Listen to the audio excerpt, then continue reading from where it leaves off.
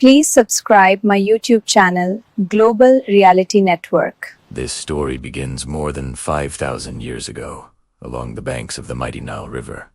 Imagine a land that was mostly dry and harsh desert, but threaded through it was this ribbon of life. Every single year, the Nile would flood its banks, leaving behind a layer of rich, black soil. And from this fertile ground rose one of the most magnificent civilizations in all of human history.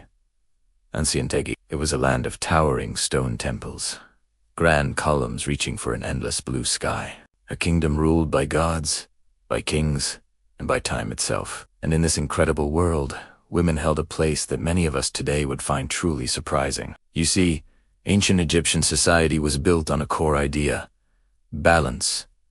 They called it mat. It was the concept of order, truth, and harmony. Mat wasn't just a lofty philosophical idea. It guided everything. It dictated the rule of the pharaoh, the turning of the seasons, the rhythm of everyday life, day and night, life and death, order and chaos. And within this cosmic balance, women were seen as an essential part, not a lesser one. Unlike in many other ancient cultures, Egyptian women were considered complete human beings in the eyes of the law. Think about what that means. They could own their own land. They could run their own businesses, buying and selling goods. They could be the ones to sign legal contracts, and if they had to, they could go to court and represent themselves. In many other parts of the ancient world, this was simply unheard of. But in Egypt, it was just normal. A woman could inherit property from her parents, and she could pass it on to her own children. When she got married, her property remained hers. It didn't automatically become her husband's. And if the marriage didn't work out, she didn't lose her rights to that property. Divorce was a known and accepted practice, and a woman could initiate it herself. Marriage was seen as a personal agreement, a choice, not a cage. This level of personal and economic freedom was incredibly rare, a status that women in many other societies wouldn't achieve for thousands of years. And this wasn't just on paper. Women were active in all parts of the economy. Many worked as farmers in the fields, as bakers providing daily bread, or as weavers creating beautiful textiles. But their roles went far beyond that. We have records of female doctors, talented musicians, and even scribes, and some held one of the most respected positions of all: priestess. As priestesses, women served the gods and goddesses directly. They participated in sacred rituals and ceremonies that were central to Egyptian life. They walked the hallowed halls of temples, places where only the chosen few were ever allowed to enter. Their voices, their actions, their devotion mattered, both in the home and in the most holy places of the land. What about education? Well, it wasn't a closed door for women either. Girls from wealthier families often learned to read and write, the most valuable skills of the time. They could study complex subjects like medicine, theology, and law. In fact, one of the earliest known physicians in all of recorded history was an Egyptian woman named Merodpata. She lived around 2700 BCE, nearly 5,000 years ago. Her official title was chief physician.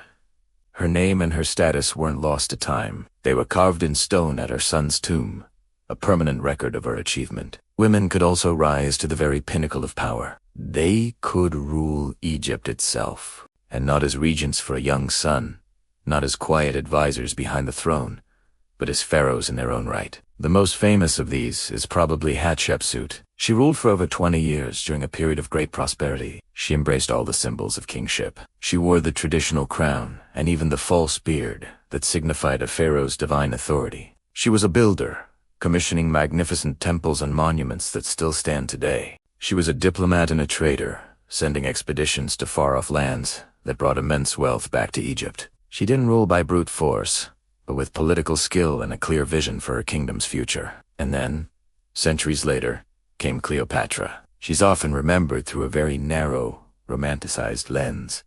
But she was so much more than that. Cleopatra was a brilliant intellectual and a shrewd politician. She was fluent in multiple languages, including Egyptian, which was rare for her dynasty.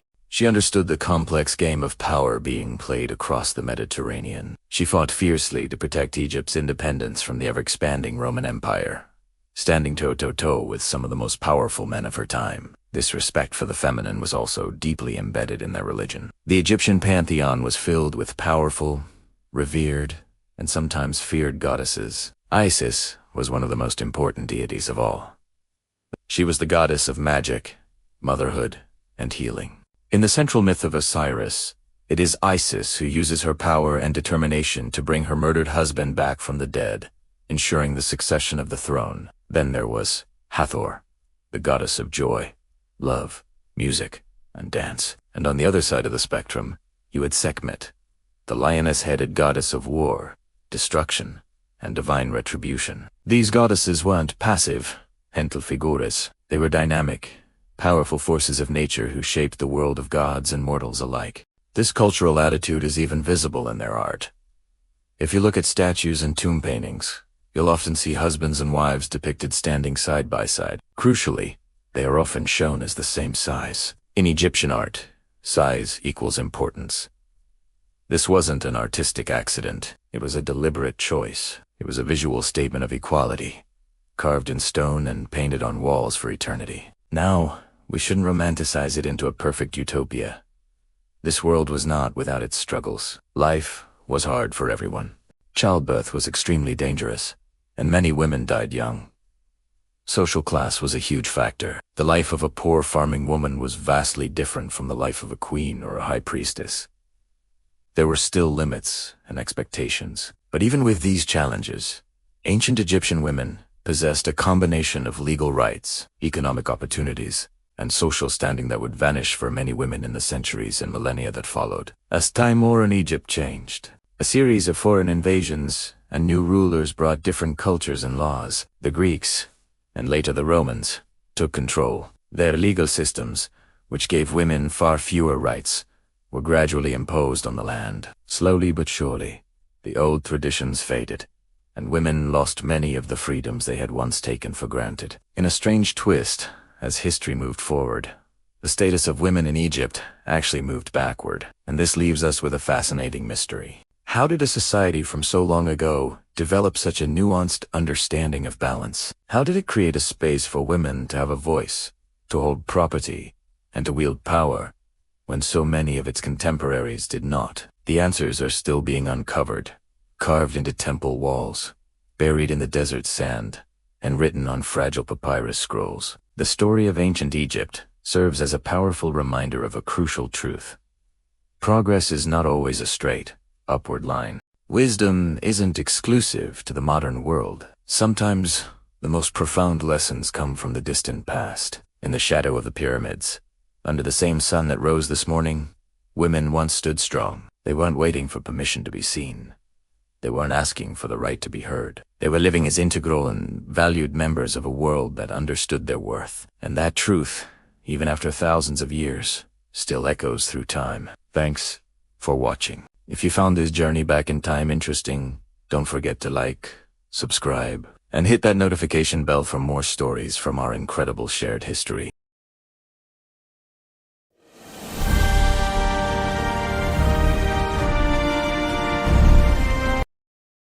Imagine a place where the desert sands kiss the endless sky. Here, on the edge of modern Cairo, a monument defies time itself. The Great Pyramid of Giza. For over 4.5 millennia, it has watched the world change, a silent sentinel from an age of gods and pharaohs. When it was built, the world was young. Cities were just beginning to dot the landscape. Kings ruled with absolute authority, and the rhythm of life was dictated by the sun and the river. This incredible structure stands in Egypt, near the lifeblood of the ancient world, the Nile River. The Nile was everything. It provided water for crops, a highway for trade, and the foundation upon which one of history's greatest civilizations was built. This was the Old Kingdom of Egypt, a period of immense power, profound faith, and architectural ambition that has never been surpassed. The Great Pyramid was conceived as the final resting place for a king named Khufu.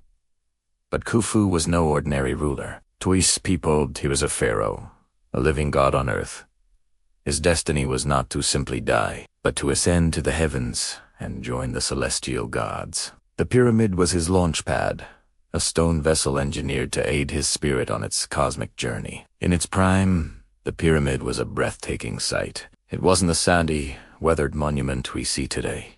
It was encased in smooth, polished, white limestone, reflecting the brilliant Egyptian sun across the desert. From a distance, it would have appeared as a mountain of pure light, a beacon of divine power. For nearly 4,000 years, it held the title of the tallest man-made structure on Earth, a record of longevity that is simply staggering. The scale of its construction is almost beyond comprehension. Over 2 million massive stone blocks were used. The smallest weighed as much as a family car. The largest, found deep within its chambers, weighed as much as 80 tons. And all of this was achieved without the aid of steel tools, without cranes, without the complex machinery we rely on today. The precision is what truly baffles engineers. The workers didn't just pile stones. They planned, they measured, they executed with a level of accuracy that is difficult to replicate, even with modern technology. The 4 sides of the pyramid are aligned almost perfectly with the cardinal points of the compass. North, south, east, and west. Its massive base, covering over 13 acres, is astonishingly level, a feat accomplished on uneven desert ground. For centuries, it was believed that this monumental task was carried out by a massive workforce of slaves, toiling under the crack of a whip. But modern archaeology has painted a very different picture. The pyramid was built by skilled Egyptian workers. These were craftsmen who knew how to quarry and shape stone, and farmers who contributed their labor during the annual Nile flood when their fields were underwater. They lived in a purpose-built city nearby, were fed, paid for their work, and were buried with honor near the pyramids they helped create. This was a national project, built with pride, not just by force. Venturing inside the pyramid is like stepping into another world. The air grows still and cool. Narrow, ascending passages lead deep into the heart of the structure. You pass through the so-called Queen's Chamber and ascend a magnificent passage known as the Grand Gallery, a marvel of stonework in its own right. At its core lies the King's Chamber, a room lined entirely with massive blocks of red granite. Here, a large, empty stone sarcophagus rests. The body of Khufu has long since vanished, and with it, any treasure it may have contained. What's most striking about the interior is its silence. There are no grand inscriptions, no hieroglyphs, telling the story of its construction. No blueprints have ever been found. This complete lack of a record is the source of the pyramid's greatest and most enduring mystery. How did they lift those colossal stones to such incredible heights? How were they placed with such delicate precision? How did they organize a project of this magnitude without written plans or advanced mathematics as we know them? The theories are as numerous as the stones themselves. Some scholars propose a single, long external ramp that grew with the pyramid. Others suggest a series of smaller, zigzagging ramps. A more recent and compelling theory suggests an internal spiral ramp, which would explain the lack of external evidence. Yet, despite all our scanning and studying, the truth remains elusive, locked away within the stone. But the Great Pyramid was never just a tomb. It was a profound symbol of the Egyptian worldview. It represented the power of the pharaoh, the stability of the state, and a deeply held belief in an eternal afterlife. To the ancient Egyptians, death wasn't an end. It was merely a transition, a doorway to another existence. The pyramid was the key to unlocking that door. Its very shape held deep religious significance. The pyramid rises from a square base on the earth and culminates in a single point in the sky, like a stone ladder for the pharaoh's soul to ascend. It's also thought to represent the primordial mound from which the Egyptians believed all life emerged, and its relationship with the sun, their most powerful deity, Ra, was central. The polished sides would have caught the sun's rays, connecting the earthly king with the heavenly god in a blaze of light. At one time, the Great Pyramid was not alone. It was the centerpiece of a vast complex of temples, causeways, and smaller pyramids for queens. Most of these surrounding structures have been lost to time. The stones were repurposed for new buildings in Cairo, the sands buried what was left, and the relentless march of history moved on. But the Great Pyramid endured. It watched as Alexander the Great conquered Egypt. It stood stoically as the Romans came and went. It witnessed the rise of new faiths and the fall of old gods. Earthquakes have rattled its foundations. Sandstorms have scoured its surface. And for centuries, people have climbed it, explored it, and tried to unlock its secrets. Yet, It remains. Travelers throughout history have stood before it, humbled by its scale. They have felt a sense of awe, of wonder, and perhaps a little bit of fear. And they have all asked the same question that we ask today. How was this possible? Modern science has given us some clues. Cosmic ray scans have recently revealed a new, large void hidden within the structure, a discovery that only deepens the mystery. The pyramid continues to keep its secrets close. To stand before it today is to feel the immense weight of history. The hustle and bustle of the modern world seem to fall away, and you are left with the cool, silent stone. You feel the presence of every year it has witnessed, and in that moment, you understand the fleeting nature of a single human life against the backdrop of eternity. The Great Pyramid of Giza is a timeless reminder of human potential. It speaks of a time when belief was a force powerful enough to move mountains of stone. It is a monument to patience, to extraordinary vision, and to the universal human desire to leave a mark, to be remembered. It was built for one king's journey to the stars, but it now belongs to all of humanity. In its majestic silence, it continues to speak volumes. Thanks for watching. If you enjoyed this journey back in time, don't forget to like this video and subscribe to our channel for more stories from our incredible past.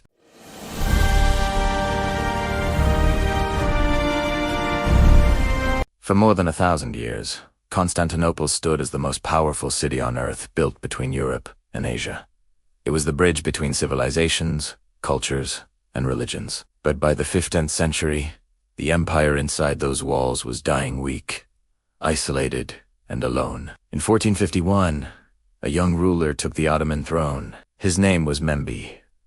To end, he dreamed of conquest, while others saw an impossible city. Mem saw destiny calling his name. He prepared an army, an avianda, plan that would change history forever. To destroy the walls, Mehmed introduced a weapon the world had never seen. When the cannon fired, the earth trembled. Stone walls cracked. Fear spread. The defenders worked day and night, knowing time was running out. Emperor Constantine XI ruled a dying empire, but his courage never faded. On the final night, the city prayed. Families held each other. He removed his crown and chose to die as a soldier. At sunrise, the final assault began. A forgotten gate was left open. The city was breached. The last Roman emperor vanished into legend, dying with his city. Mehmed II entered the Sultanate as a destroyer. But as a ruler, Constantinople became Istanbul, a new capital, a new era. One city fell, and the modern world was born. History is not just remembered, it is felt. Mehmed began preparing carefully. He strengthened his army, expanded his navy, and ensured loyalty within his empire. But his most dangerous weapon was not his soldiers, it was his willingness to change the rules of war. The siege he planned would be unlike anything the world had ever witnessed. To defeat Constantinople's legendary walls, Mehmed needed something extraordinary. He found it in the form of a Hungarian engineer named Orban, who promised to build the largest cannon ever created. The result was terrifying. The massive cannon could fire stone balls weighing hundreds of kilograms, capable of shattering walls once thought invincible. When it fired, the sound echoed 4 miles, shaking the ground and striking fear into the hearts of defenders. In April 1453, the siege began. Ottoman cannons roared day and night, pounding the ancient walls. Each impact sent cracks through stone that had resisted armies for centuries. The defenders rushed to repair the damage, using wood, dirt, and broken stone to hold the line. Inside the city, fear spread, but so did determination. Emperor Constantine XI knew the odds were against him, yet surrender was never considered. This was more than a battle. It was the defense of history itself. Outside the walls, Mehmed watched patiently. He understood that this siege was not just destroying stone, it was ending an era. Gunpowder had arrived, and the age of medieval warfare was coming to an end. Emperor Constantine XI Palaiologos ruled a dying empire, but he faced its final days with courage. He had few soldiers, limited supplies, and almost no hope of reinforcements. Europe sent prayers instead of armies. Despite this, Constantine refused to abandon his city. He walked the walls, spoke with soldiers, and shared their hardships. He was not a distant ruler, he was one of them. As the siege continued, Ottoman forces attacked relentlessly.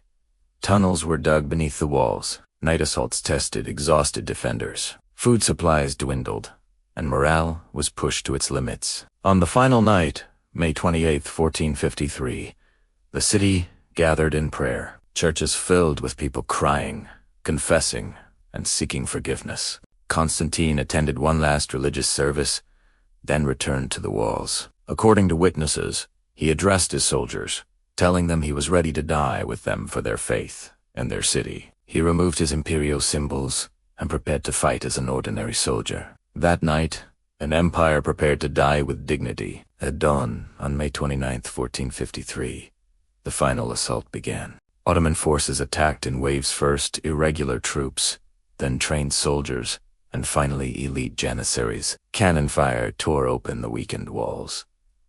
Amid the chaos, a small gate known as the Porta was left unsecured. Ottoman soldiers discovered it and poured into the city. The defense collapsed. Emperor Constantine XI was last seen fighting near the walls. His body was never clearly identified, but history agrees on one thing: he died defending his city. By midday, Constantinople had fallen. After 1,123 years, the Roman Empire officially ended.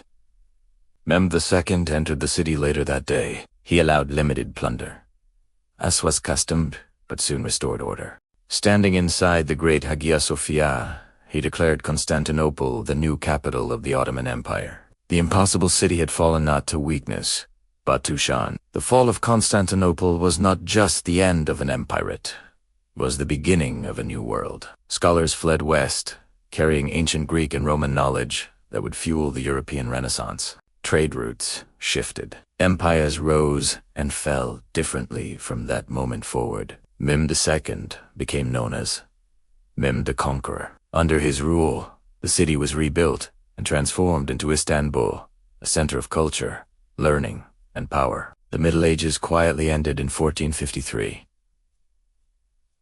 Gunpowder replaced stone walls. Old certainties vanished. The balance of power changed forever.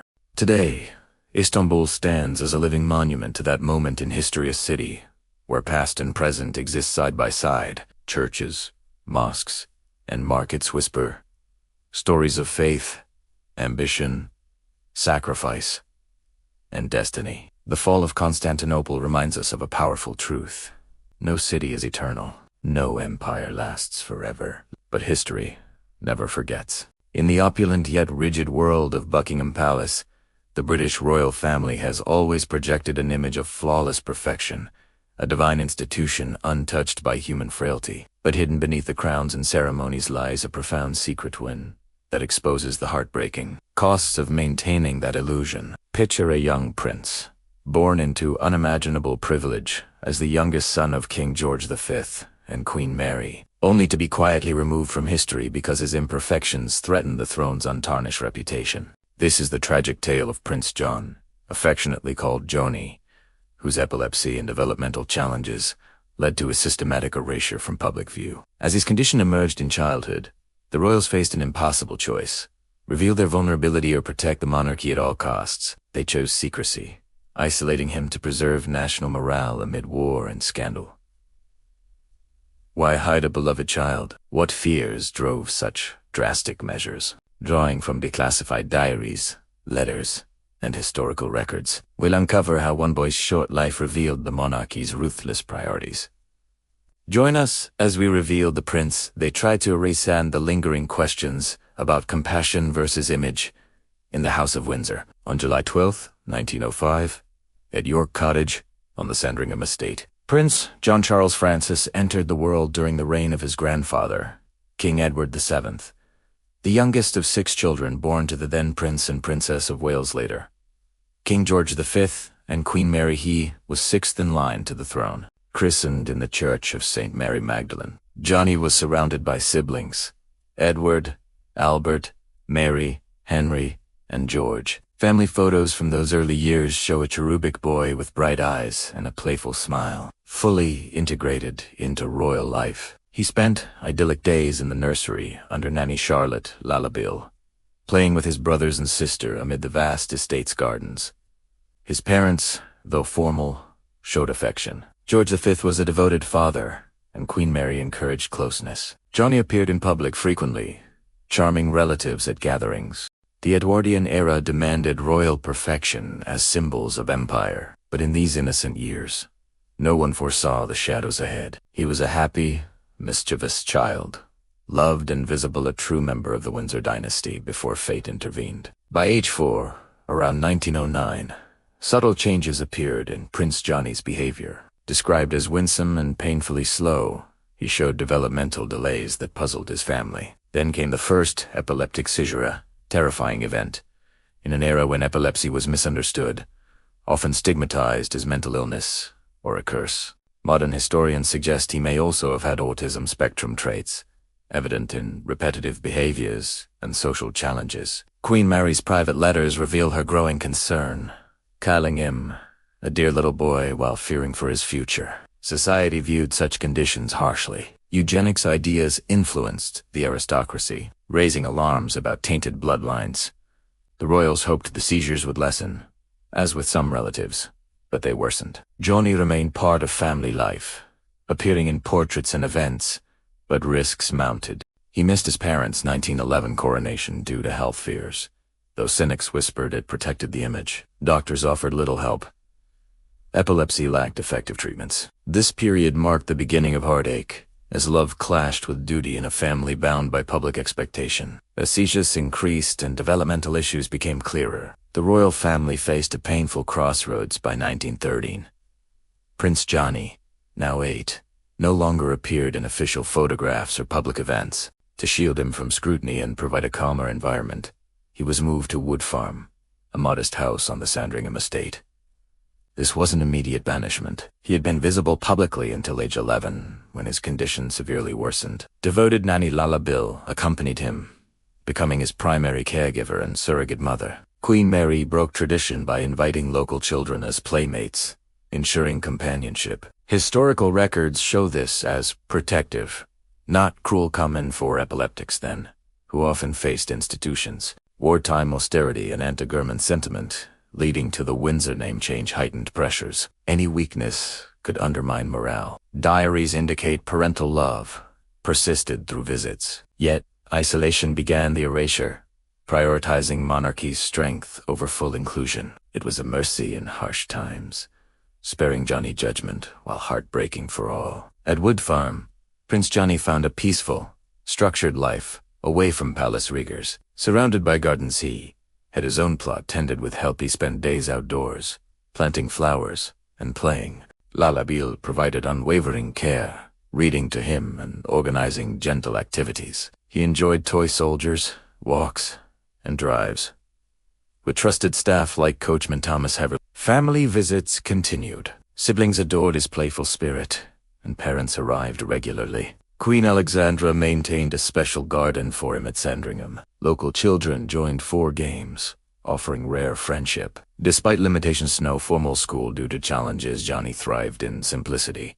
Described as optimistic and affectionate, he wrote tender letters to relatives, showing sensitivity. Photos capture a tall, happy boy in this haven, though secluded after 1916 for health. Records portray contentment, not misery. Wood Farm offered the best possible life under circumstances, emphasizing care over concealment alone. It humanizes the lost prince as joyful amid constraints. World War I erupted in 1914, transforming Britain and intensifying royal pressures. As King George V rallied the nation, anti-German hysteria targeted the family's Saxe-Coburg roots, prompting d. 1917 name change to Windsor. Prince Johnny, isolated at Wood Farm, felt the war's echoes, indirect rationing, absent staff, and family absences. His condition worsened. Seizures grew frequent and severe, limiting mobility. Public morale demanded royal strength. Revealing fragility risked scandal. Yet, he spent Christmas 1918 with family at Sandringham.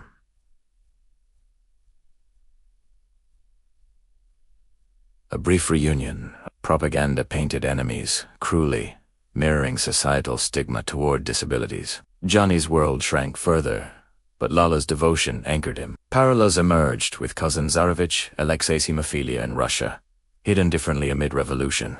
The war underscored the monarchy's image obsession, justifying Johnny's seclusion as national necessity. It was a time of loss for all, amplifying one boy's quiet struggle within global turmoil. Despite isolation, Prince Johnny remained connected to his family through cherished visits. Siblings like Prince George swore protection, sharing tender moments. Queen Mary arrived often, her diaries noting affection amid sorrow. King George V showed kindness, interested in his son's welfare. Grandmother Queen Alexandra's garden delighted him. Anecdotes revealed Johnny's charm, mischievous yet loving, writing notes like "Nanny, I love you."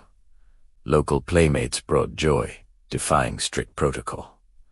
These bonds humanize the royals, far from abandonment. Records show emotional cost. Edward, distant in age, knew him least, but others mourned deeply. Visits offered normalcy, games, stories, outings. In a duty-bound family, these glimpses revealed genuine love, clashing with era's demands. Johnny's optimism shone, endearing him to care. Such ties refute total erasure, painting a portrait of quiet devotion amid necessary separation. On January 18, 1919, tragedy struck at Wood Farm. After a day of good spirits, including a walk, Johnny suffered a severe seizure in his sleep and passed away at 5:30 p.m., aged just 13. Lala Beale discovered him peacefully, his face bearing an angelic smile as reported. News shocked the family. King George V and Queen Mary rushed to Sandringham. Mary wrote in a diary of great shock but relief for his restless soul, calling death a great mercy.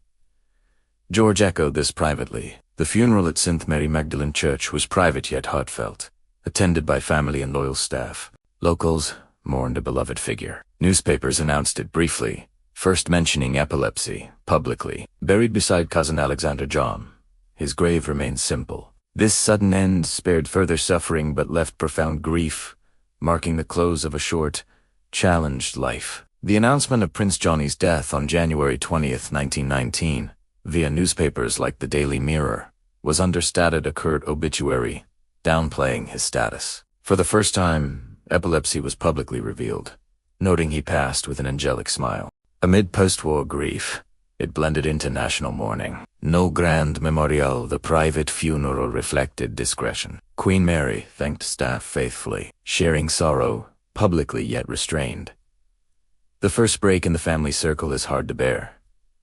Cynics saw cover-up, but context shows typical royal reserve. It fueled later myths of inhumanity, yet aligned with Erisnom's epileptics often hidden. The brief notice effectively erased details, minimizing impact on monarchy's image. Over time, this silence bred speculation, overshadowing a boy's loved life. The royal family's grief was profound, yet varied. Queen Mary confided deep heartache in diaries, later writing simply, "Miss the dear child very much indeed."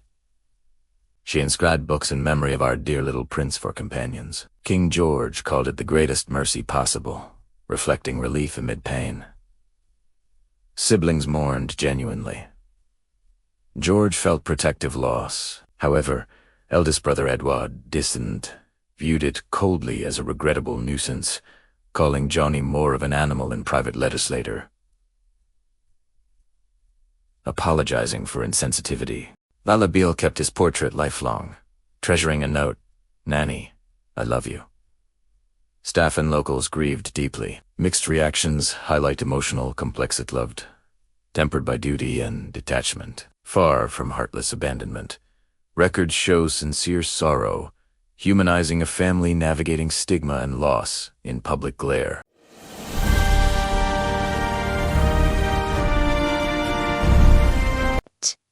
She smiles, and the world believes she is fine.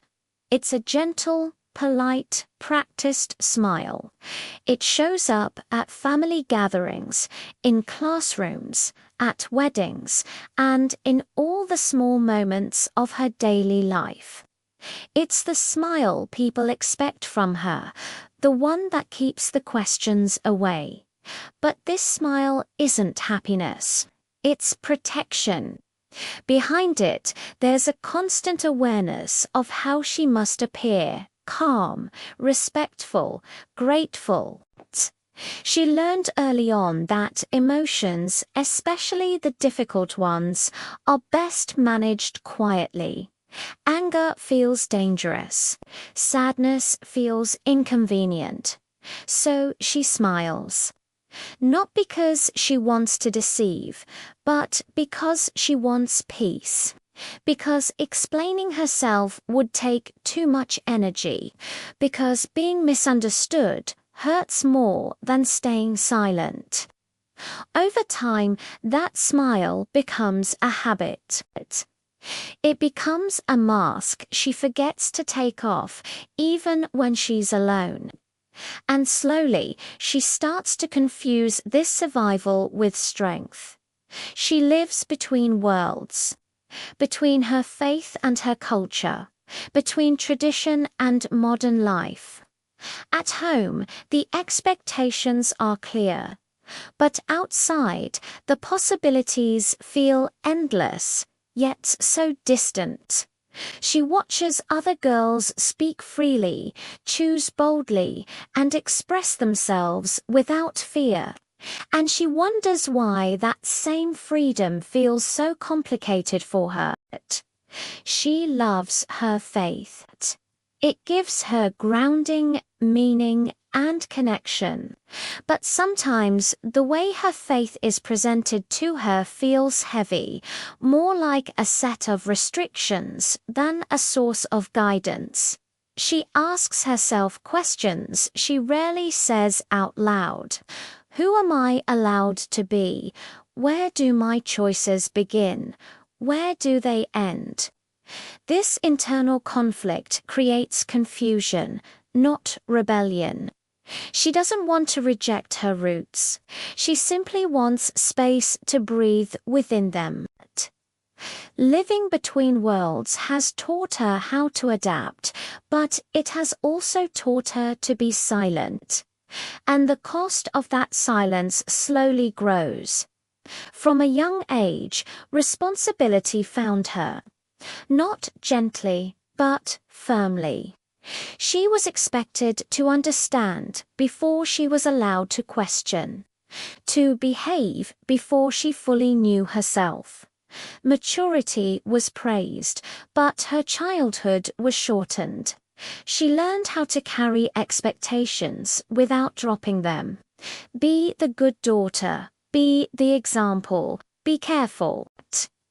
Be aware of your reputation, of family honor, of what people might say. For her, mistakes feel heavier. The consequences feel sharper. She was rarely given room to fail safely. With each expectation, something personal was postponed. A hobby, a dream, a voice. She became skilled at managing everyone else's comfort, often at the expense of her own.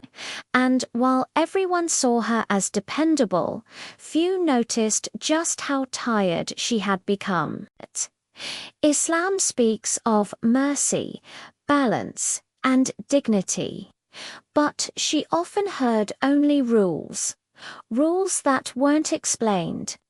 Rules that weren't contextualized, just enforced. She wondered why compassion was sometimes absent from the religious conversations around her, why fear was used more often than understanding, why her genuine questions were met with silence or disapproval. She wasn't doubting her faith, she was questioning its presentation, and there is a big difference. When faith becomes about control, it distances you rather than guiding you. She felt guilt for thoughts she never chose, and confusion for emotions she couldn't just switch off.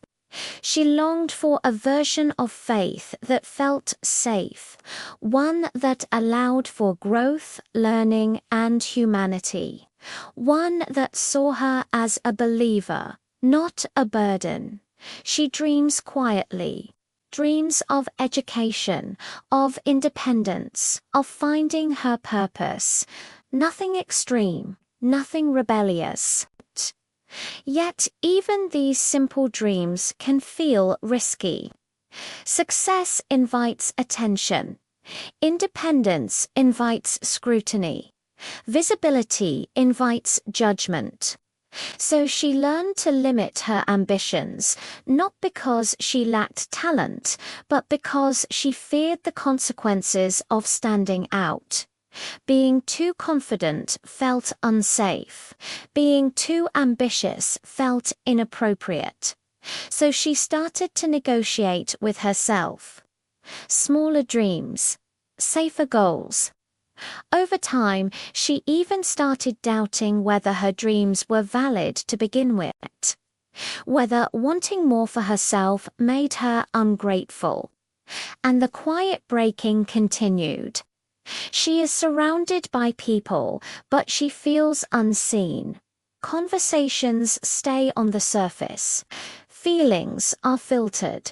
Vulnerability feels like a risk she just can't afford. She listens much more than she speaks. She comforts others, but rarely receives comfort herself. When she feels overwhelmed, she tells herself to be patient. Crying happens alone.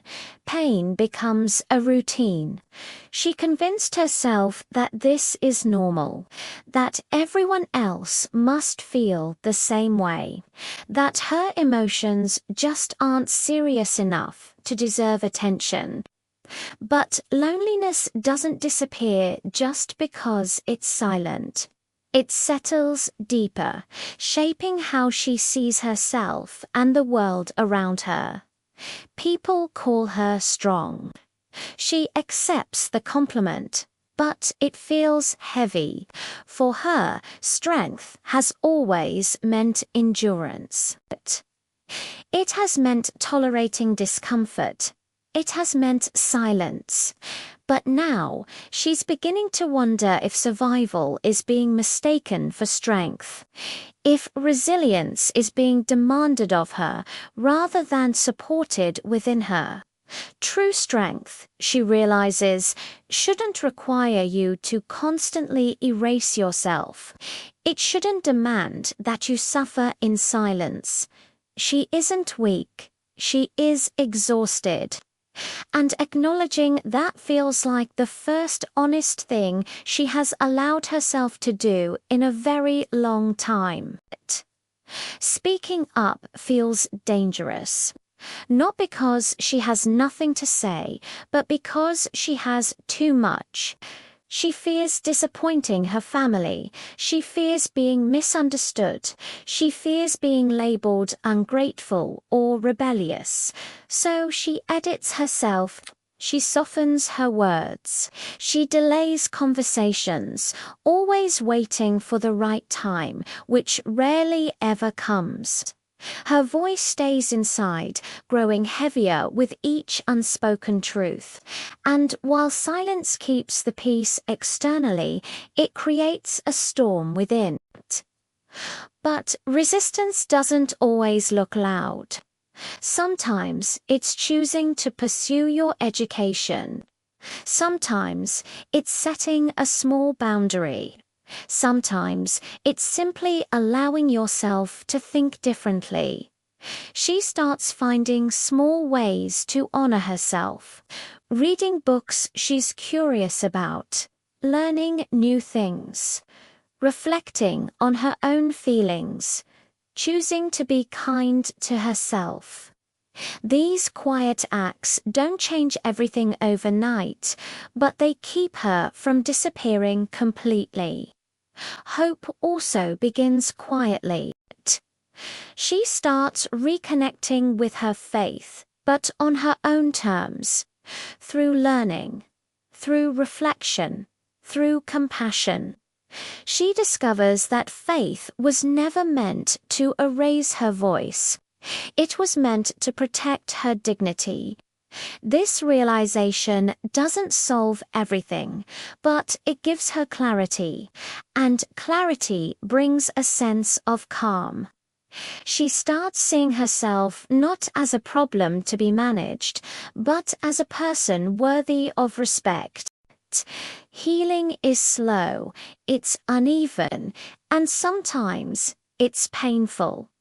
Some days she feels strong. Other days she feels broken all over again. But now she understands that both can exist at the same time. She's learning to allow herself grace. She's stopped measuring her worth by other people's expectations. Progress has become personal. She still smiles, but now it's softer, it's more honest, it's lighter. It's no longer a piece of armor, it's an expression. Her reality is complex. Her journey is unfinished, but she is no longer invisible to herself, and that changes everything. Thank you for listening. If this story resonated with you, please share it with someone who might need to hear it. Don't forget to like and subscribe for more content like this.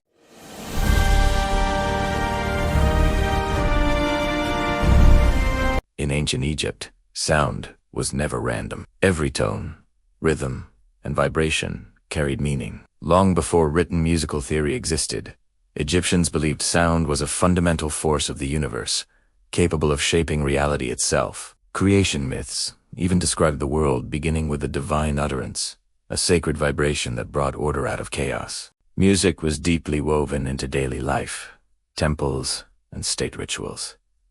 Yet it was not performed for pleasure alone. Sounds were tools. Priests used chants to invoke gods.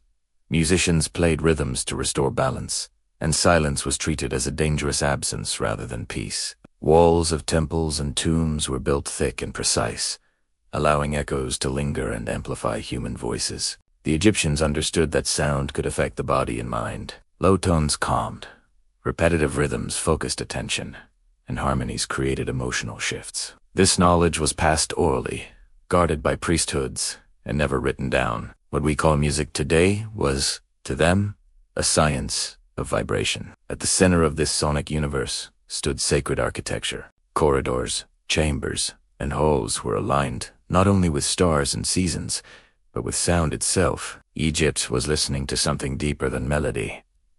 It was listening to power. The pharaoh was not merely a king. He was believed to be a divine presence on earth, the living embodiment of cosmic balance, known as Mat. Because of this, every sound associated with him carried sacred weight. His voice during ceremonies was thought to resonate with the gods themselves. During rituals, musicians and priests performed carefully structured sound sequences around the pharaoh. Harps, flutes, drums, and the sistrum created layered rhythms designed to elevate his spiritual authority. These were not spontaneous performances. Each sound followed tradition, timing, and intention, reinforcing the pharaoh's role as the bridge between heaven and earth. Even movement created sound. Footsteps across stone floors, ceremonial clapping, and rhythmic breathing were part of the ritual experience. The pharaoh was surrounded by a living symphony that reinforced his divine legitimacy. Some historians suggest that these ceremonies may have altered perception. Repetitive sound patterns could induce trance-like states in participants, strengthening belief in unity. To the people, the pharaoh did not just rule. He resonated. In this way, power was not only seen or spoken, it was heard. Wah. The pharaoh's authority echoed through stone halls, carried by sound that affirmed his place in the cosmic order. Ancient Egyptian temples were not silent monuments, they were acoustic machines. Builders understood how stone interacted with sound, shaping spaces to amplify chants and control echoes. Long corridors, narrow chambers, and high ceilings were arranged to transform human voices into something larger, deeper, and almost otherworldly. In certain temple rooms, even a single chant could produce layered reverberations, creating the illusion that multiple voices were speaking at once. This effect likely reinforced the belief that gods were present and responding. Sound became proof of the divine. Some chambers appear especially suited for low-frequency resonance. When priests chanted in these spaces, vibrations may have been felt physically, through the chest and bones. Such sensations could calm the body, slow breathing, and create heightened emotional states. Modern experiments in similar stone structures show how powerful these effects can be. Yet for the ancient Egyptians, this was not experimentation. It was sacred design. Architecture and sound worked together to guide spiritual experience. These temples were not built to impress the eye alone. They were meant to be heard. And within their walls, a hidden symphony once played, turning stone into an instrument of belief. Sound followed the pharaoh beyond death. Egyptians believed the journey into the afterlife was complex and dangerous, requiring guidance at every step. Music and chant were essential tools in this transition. During funerary rituals, priests performed specific vocal patterns intended to awaken the soul and protect it from harm. These chants were not emotional laments. They were precise instructions, encoded in rhythm and tone, designed to help the spirit navigate the afterlife. In tombs, carvings depict musicians and singers performing eternal rituals, ensuring that sound would symbolically continue even after death. Silence was associated with decay and loss. Sound represented life, motion, and protection. The burial chambers themselves were carefully sealed, preserving not only the body but the acoustic space. Some believe that the design allowed chants to linger, symbolically surrounding the pharaoh with sacred vibration for eternity. To the Egyptians, death was not an end, but a transformation. And sound was the guide. Through music, the pharaoh's soul was aligned with the cosmos, carried forward by a symphony meant to last forever. Today, the pharaoh's symphony is silent. No written music remains. Instruments have decayed, rituals ended, and voices faded into history. What survives are echoes trapped in stone and clues carved into walls. Modern researchers use acoustic testing to understand how these ancient spaces responded to sound. Results suggest intentional design, not coincidence. The Egyptians knew what they were doing, even if they never explained it in writing. The greatest mystery is not how the music sounded, but what it achieved. Did it heal? Did it unify belief? Did it alter consciousness? We may never know for certain. What is clear is that sound once held power equal to gold and stone. The pharaoh's secret was never meant to be read.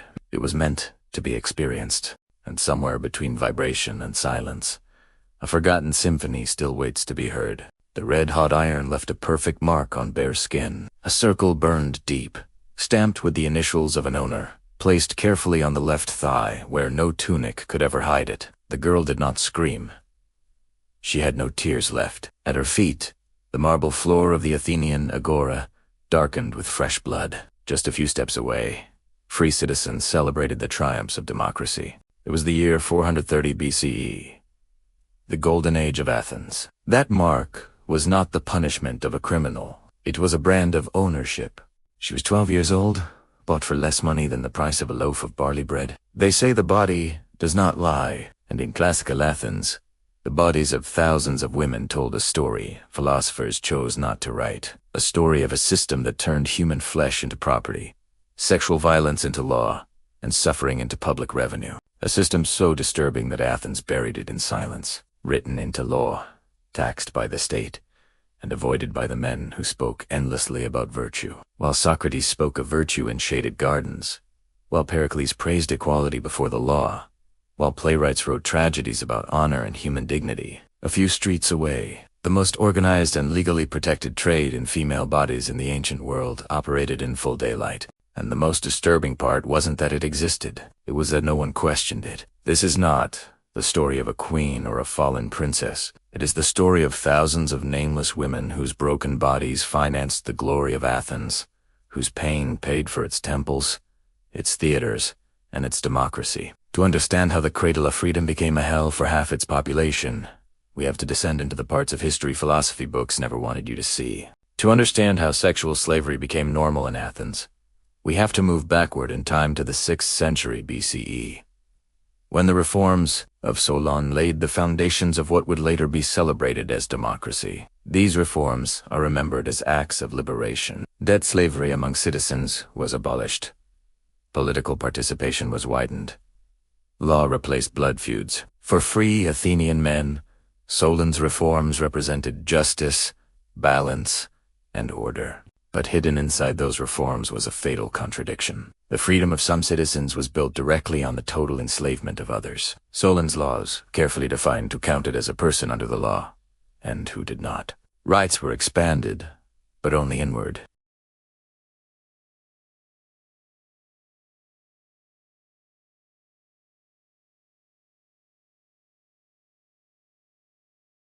The system itself was brutally simple because it was meant to be efficient. Girls entered Athens through three main paths. Some were born enslaved, the daughters of women already prostituted, inheriting bondage before they could speak. Others were taken during the city's constant wars of expansion, absorbed as war spoils. But most commonly they were sold by their own families, when hunger, debt, and despair erased any remaining choice. There was no minimum age. Surviving documents mention girls as young as 7 being prepared for use, trained before their bodies had even matured. Other records show higher prices paid for those who had not yet begun menstruation, treated as rarer, more valuable commodities, precisely because of their youth.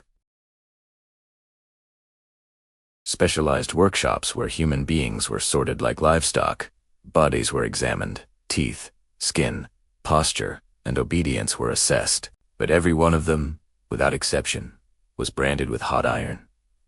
The pain was intentional. The scar was permanent. It carried a single message. This body does not belong to you. It never has. It never will.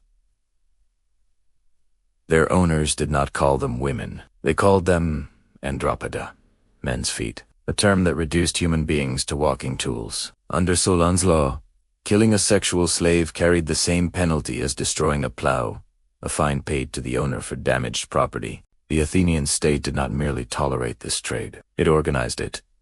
Brothel required licenses. Every sexual transaction was taxed. Officials known as ostanoi were appointed to inspect enslaved women regularly, ensuring they remained fit for use.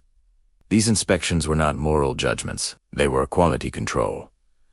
Tax records reveal the scale of this system. Between 15 and 20% of the Athenian state's revenue came from the sexual trade, and as if economic exploitation were not enough, Athens went further. It found a way to transform sexual violence itself into sacred ritual during the Great Dionia.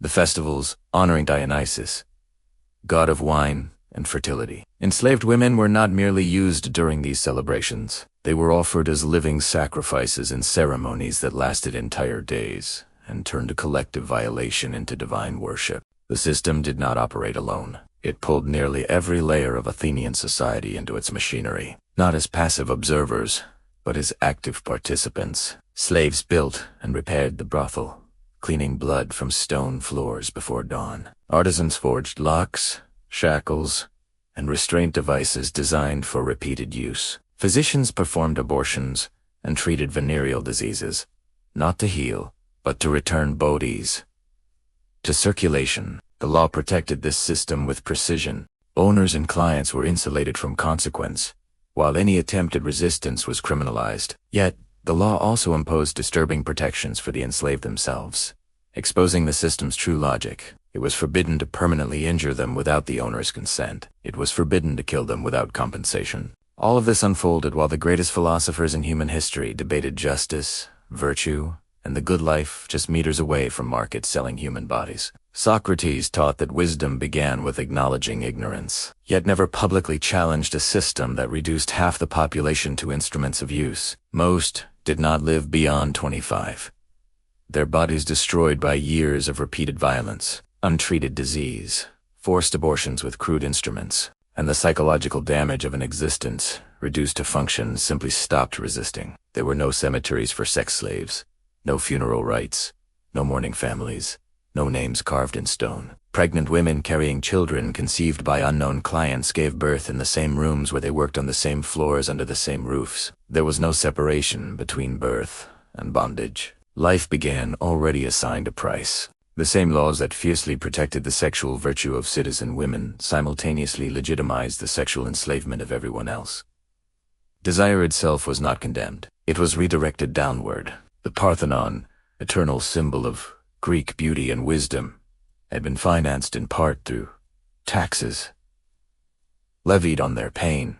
Even today, millions of people walk among these ruins without knowing what paid for them. This is not the story of a fallen princess or a queen undone by passion. It is the story of thousands of women who lost their humanity so that a civilization could preserve its glory. Civilizations do not die when their temples fall. They die when their moral contradictions become impossible to sustain.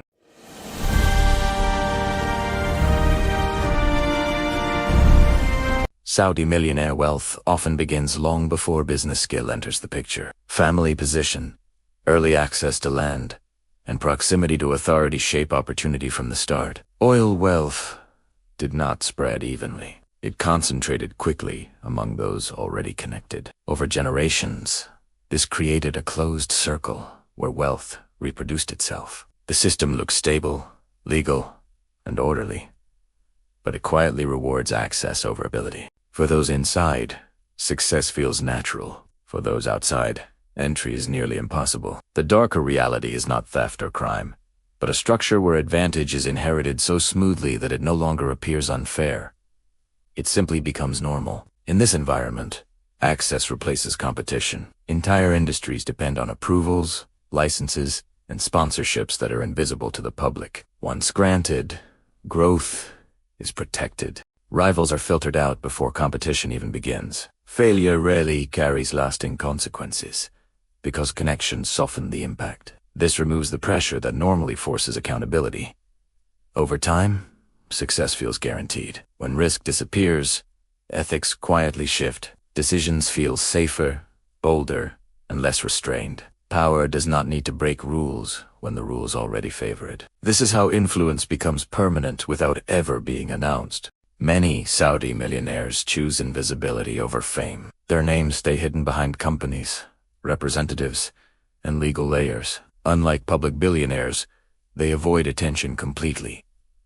This silence is intentional. It shields them from criticism, scrutiny, and pressure. When no individual face exists, responsibility becomes abstract. People hesitate to challenge what they cannot see. Over time, invisibility turns into authority. The absence of a public image makes power harder to confront. What cannot be named cannot easily be questioned. Silence is reinforced socially, not loudly. Employees, partners, and associates learn early that speaking too much ends futures. Legal agreements matter, but social consequences matter more. Reputation spreads fast in closed circles. One complaint can isolate entire families. This creates a culture where silence feels professional and survival-oriented.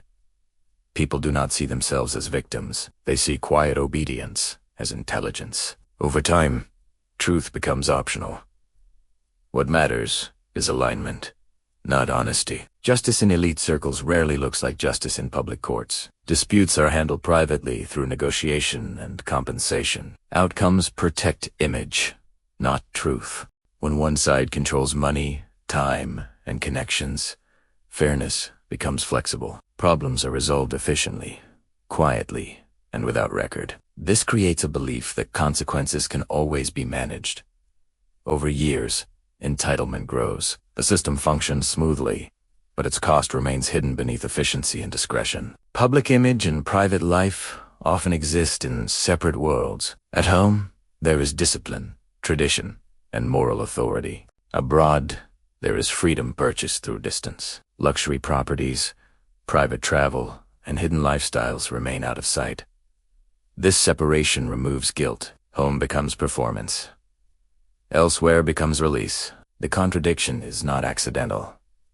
It is built into the structure. Living two lives stops feeling dishonest. It feels necessary. Extreme wealth reshapes psychology. Trust becomes rare when loyalty is bought. Every relationship carries doubt. Friends, employees, even relatives may have hidden motives. Security increases, but peace decreases. Many wealthy individuals live guarded lives yet feel deeply isolated. Money removes external danger but amplifies internal fear. The darker truth is that wealth often produces anxiety rather than freedom. The more there is to lose, the more fragile life feels. Family dynamics inside wealthy households are rarely peaceful. Inheritance battles begin early. Siblings form quiet rivalries. Love becomes tied to expectation and control. Children raised without limits often struggle with identity and direction. Parents fear losing authority over heirs who never faced consequences. From the outside, the family appears united and powerful. Inside, tension is constant. Money does not destroy families instantly. It slowly erodes trust. Influence over media rarely requires direct control. Advertising, partnerships, and favors shape incentives. Naturally, journalists learn what topics lead to opportunity and which lead to silence. Editors understand what stories quietly disappear. No orders are given. Dependence does the work. Public perception becomes curated reality. The absence of criticism feels organic, but it is carefully maintained through financial gravity rather than force. Saudi millionaires rarely keep their wealth in one place. Global investments, offshore structures, and anonymous property purchases spread power across borders. This creates insulation. Pressure in one country does not threaten everything. Accountability dissolves when assets exist everywhere and nowhere. Mobility becomes protection. The world itself turns into a shield, making responsibility harder to trace and harder to enforce. When power shifts, protection can vanish overnight. Political change, economic shocks, or internal rivalries collapse empires quickly. Former allies disappear. Silence turns into isolation. Many fallen elites fade without record or sympathy. Their stories are rarely told. This fear reinforces obedience among those still powerful. Survival depends on alignment, discretion, and staying invisible. The dark secrets of Saudi millionaires are not dramatic scandals. They are systems built on access, silence, and separation. These patterns exist anywhere. Wealth grows faster than accountability. Saudi Arabia is simply a clear example. The real danger is not hidden behavior, but normalized imbalance. When money outweighs truth, questions stop forming. And when questions disappear, power no longer needs to hide. As this story comes to an end, one truth becomes clear. The darkest secrets of extreme wealth are rarely shocking events or hidden scandals. They are quiet systems that operate smoothly, day after day, without resistance. Systems where access matters more than fairness, silence carries more value than truth, and power survives by remaining unseen. What makes these systems dangerous is not how dramatic they are, but how normal they begin to feel to everyone inside them. This documentary was never about exposing individuals or attacking a culture. It was about understanding what happens when money grows faster than accountability. When wealth becomes untouchable, it reshapes behavior, justice, and even morality. The result is not chaos, but control. Not noise, but silence. And silence is often the strongest shield power can wear. Saudi millionaires are not unique in this story. Similar patterns exist wherever wealth concentrates beyond public reach. The names and locations change, but the structure remains the same. The real question is not what secrets the wealthy are hiding, but what society accepts when it stops asking questions. Because when truth becomes optional and silence becomes rewarded, power no longer needs to explain itself. And that is where the real darkness begins. The Egyptian palace basks in golden sunlight, its halls echoing with the soft murmur of servants. The queen walks through the grand corridors, her presence commanding respect and admiration. But beneath the serenity, something stirs. Whispers of a mysterious figure reach the queen's ears. Rumors of someone daring to mimic her in the shadows. The impostor moves silently, studying her every gesture, her every expression, planning to weave deception through the court. Minor inconsistencies begin to appear. Advisors hesitate. Secret messages are tampered with, and small artifacts are misplaced. The queen senses a disturbance in the rhythm of her kingdom, a subtle yet threatening disruption. She knows that appearances can deceive, and someone within her own walls is plotting to undermine her. As the sun sets, casting long shadows over the palace, a silent tension settles in. The court is a maze of loyalty and doubt, and the queen realizes that her intuition will be her first weapon in uncovering the impostor before the kingdom itself is thrown into chaos. The mysterious figure finally steps into the light, wearing garments nearly identical to the queen's, her presence unsettlingly familiar. The court whispers, noticing subtle differences in her demeanor. Yet the impostor's charm deceives many. She begins infiltrating public ceremonies, manipulating advisors and servants with quiet cunning. The queen observes from her private chambers, analyzing every detail of this audacious mimicry. Shadows move across the palace as hidden messages and artifacts hint at a deeper plot. The impostor isn't merely a thief of appearances. She seeks to seize power and unravel the very authority of the queen. Tension rises as small acts of sabotage ripple through the court, a false decree, a manipulated meeting, or a misplaced scroll. The queen realizes that direct confrontation could expose her vulnerabilities.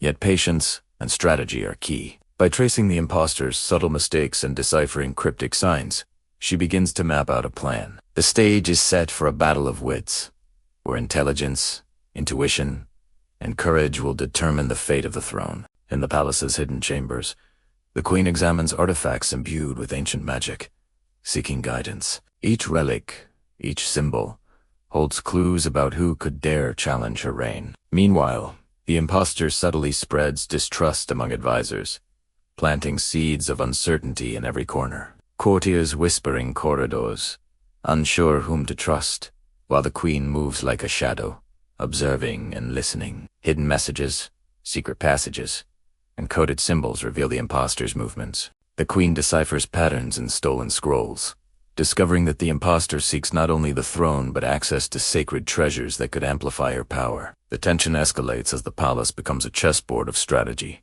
where every step is calculated, and every gesture carries meaning. Guards notice anomalies, servants grow suspicious, and the queen's loyal allies silently prepare for confrontation. Magic and intuition guide her decisions, and she begins setting traps, testing the impostor's intentions without revealing her own awareness.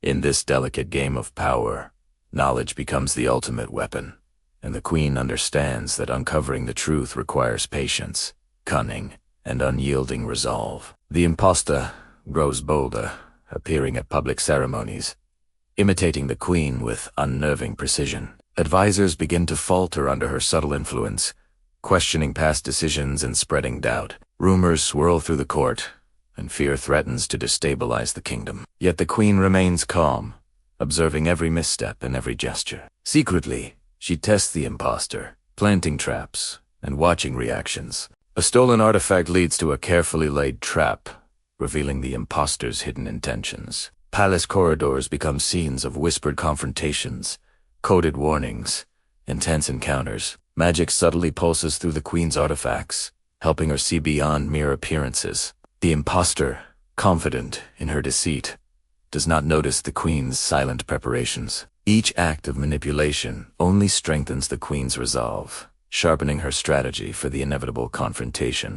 As tension rises, the palace transforms into a theater of cunning and treachery, where deception and intelligence collide. The queen knows that only by outsmarting the impostor can she protect not just her throne but the kingdom's future. The queen uncovers a hidden chamber, revealing artifacts and scrolls that expose the impostor's past. She learns that the impostor is not merely greedy but driven by revenge, envy, and ambition. The palace guards, once uncertain, pledge loyalty after witnessing evidence of the impostor's schemes. The queen studies mystical symbols and ancient texts, gaining insight into the impostor's weaknesses. Small confrontations throughout the palace test the impostor's resolve, revealing cracks in her confidence. A coded message leads to a secret meeting where the impostor's true plan is almost revealed, only for the queen to intervene subtly. The tension between deception and revelation escalates as the queen carefully maneuvers events, preparing for a final confrontation. Magic, strategy, and loyalty converge, and the stakes are higher than ever. Each clue, each uncovered secret, brings the queen closer to confronting the impostor and restoring order to her court. The palace teeters on the edge of chaos, and the queen must act decisively before the impostor gains irreversible power. The final confrontation begins in the palace's heart, where shadows and light create an almost otherworldly arena. The impostor faces the queen openly, her confidence faltering under the weight of exposure. Advisors, servants, and guards watch silently as tension reaches its peak.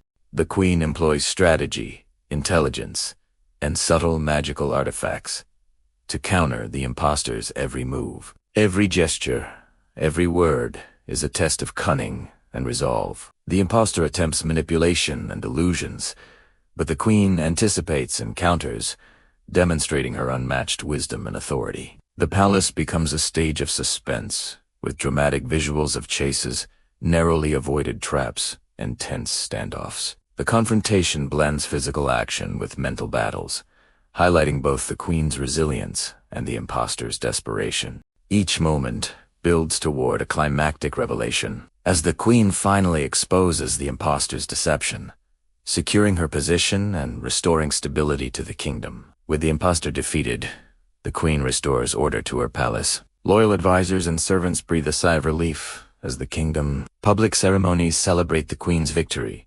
emphasizing her wisdom, courage, and rightful authority. The palace glows in golden light, symbolizing hope and continuity. Subtle magical elements reaffirm the queen's connection to ancient wisdom, ensuring the kingdom's prosperity.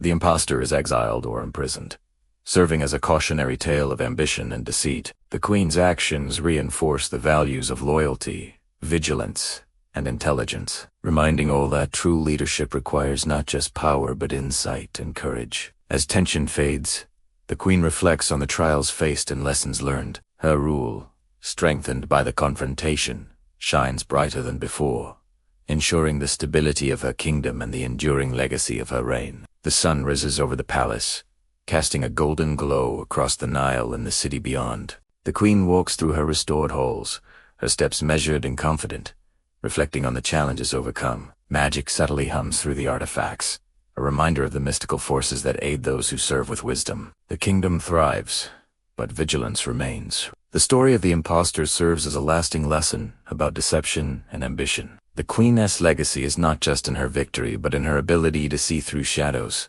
guide her people, and uphold justice. Advisors, guards, and citizens alike look upon her with renewed respect and trust. The palace, once a stage for treachery, now stands as a symbol of resilience, intellect, and power. As the camera pans over the horizon, the queen's figure framed against the rising sun, it becomes clear that true leadership is not inherited, is earned through courage, foresight, and unwavering resolve. The story closes, leaving a sense of wonder, awe, and inspiration. As the story of the Egyptian queen and her impostor draws to a close, we are reminded that power is never simply about titles or appearances. True leadership lies in wisdom, courage, and the ability to see through deception.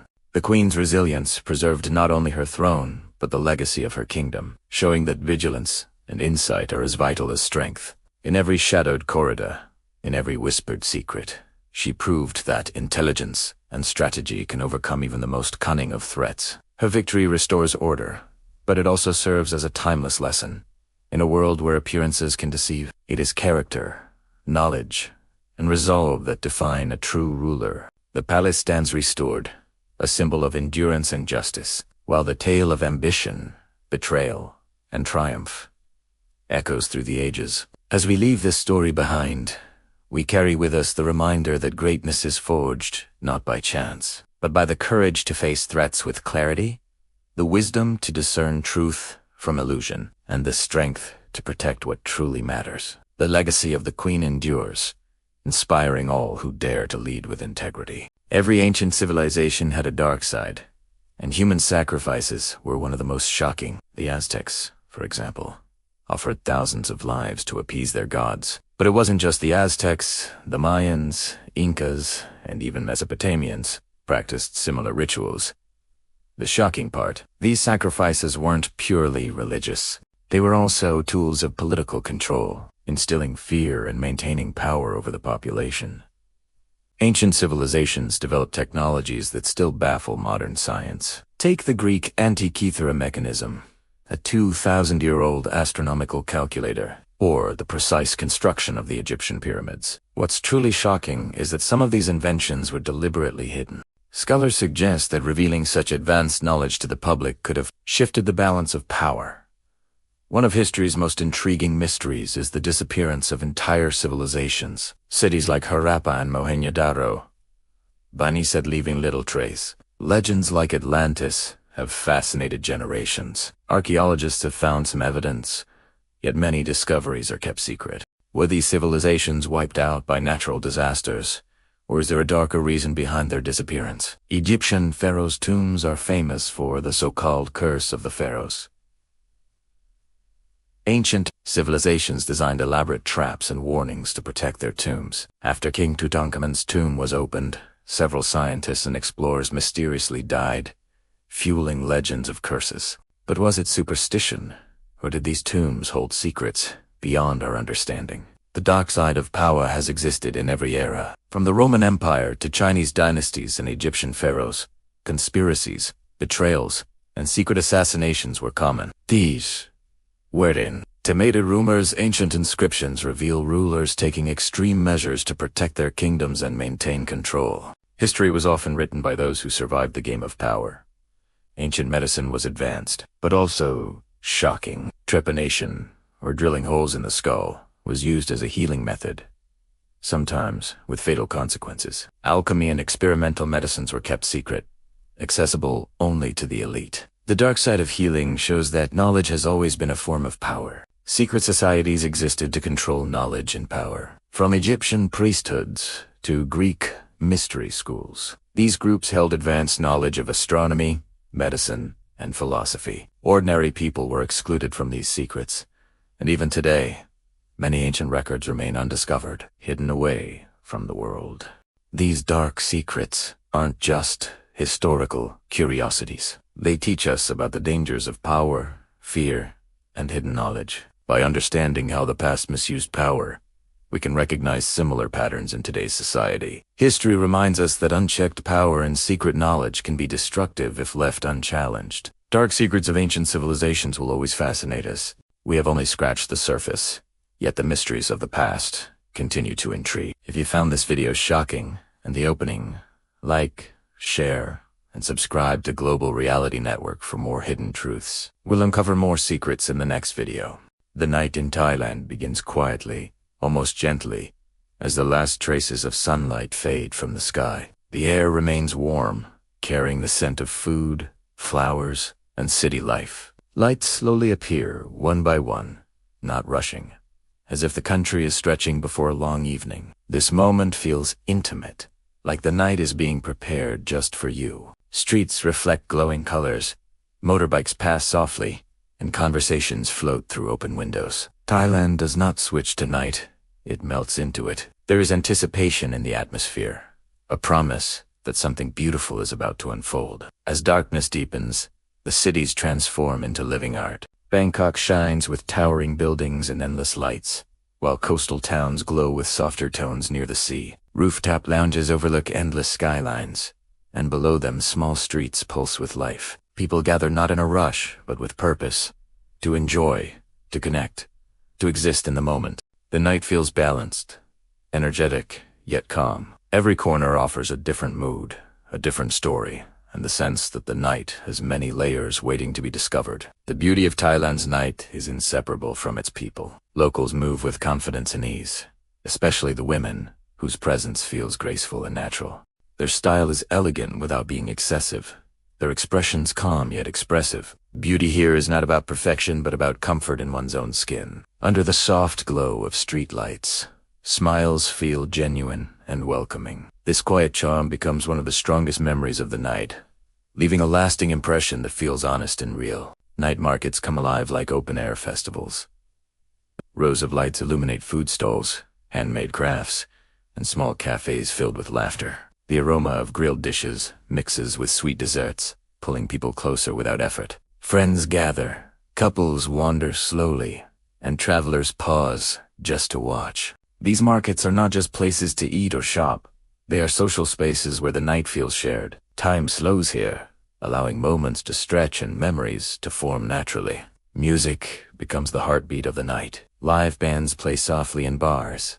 Traditional sounds echo from cultural shows, and modern beats flow through clubs. Sometimes it is loud, sometimes barely a whisper, but it is always present. Music connects people who may not share a language, but share a feeling. It fills the air with emotion, making the night feel alive and expressive. Each melody becomes part of the atmosphere, shaping how the night is remembered. Along the streets and beaches, conversations feel effortless. Strangers exchange smiles, short talks turn into laughter, and the night feels open rather than guarded. There is a sense of freedom, of acceptance, that makes people feel comfortable being themselves. Thailand's night does not demand attention.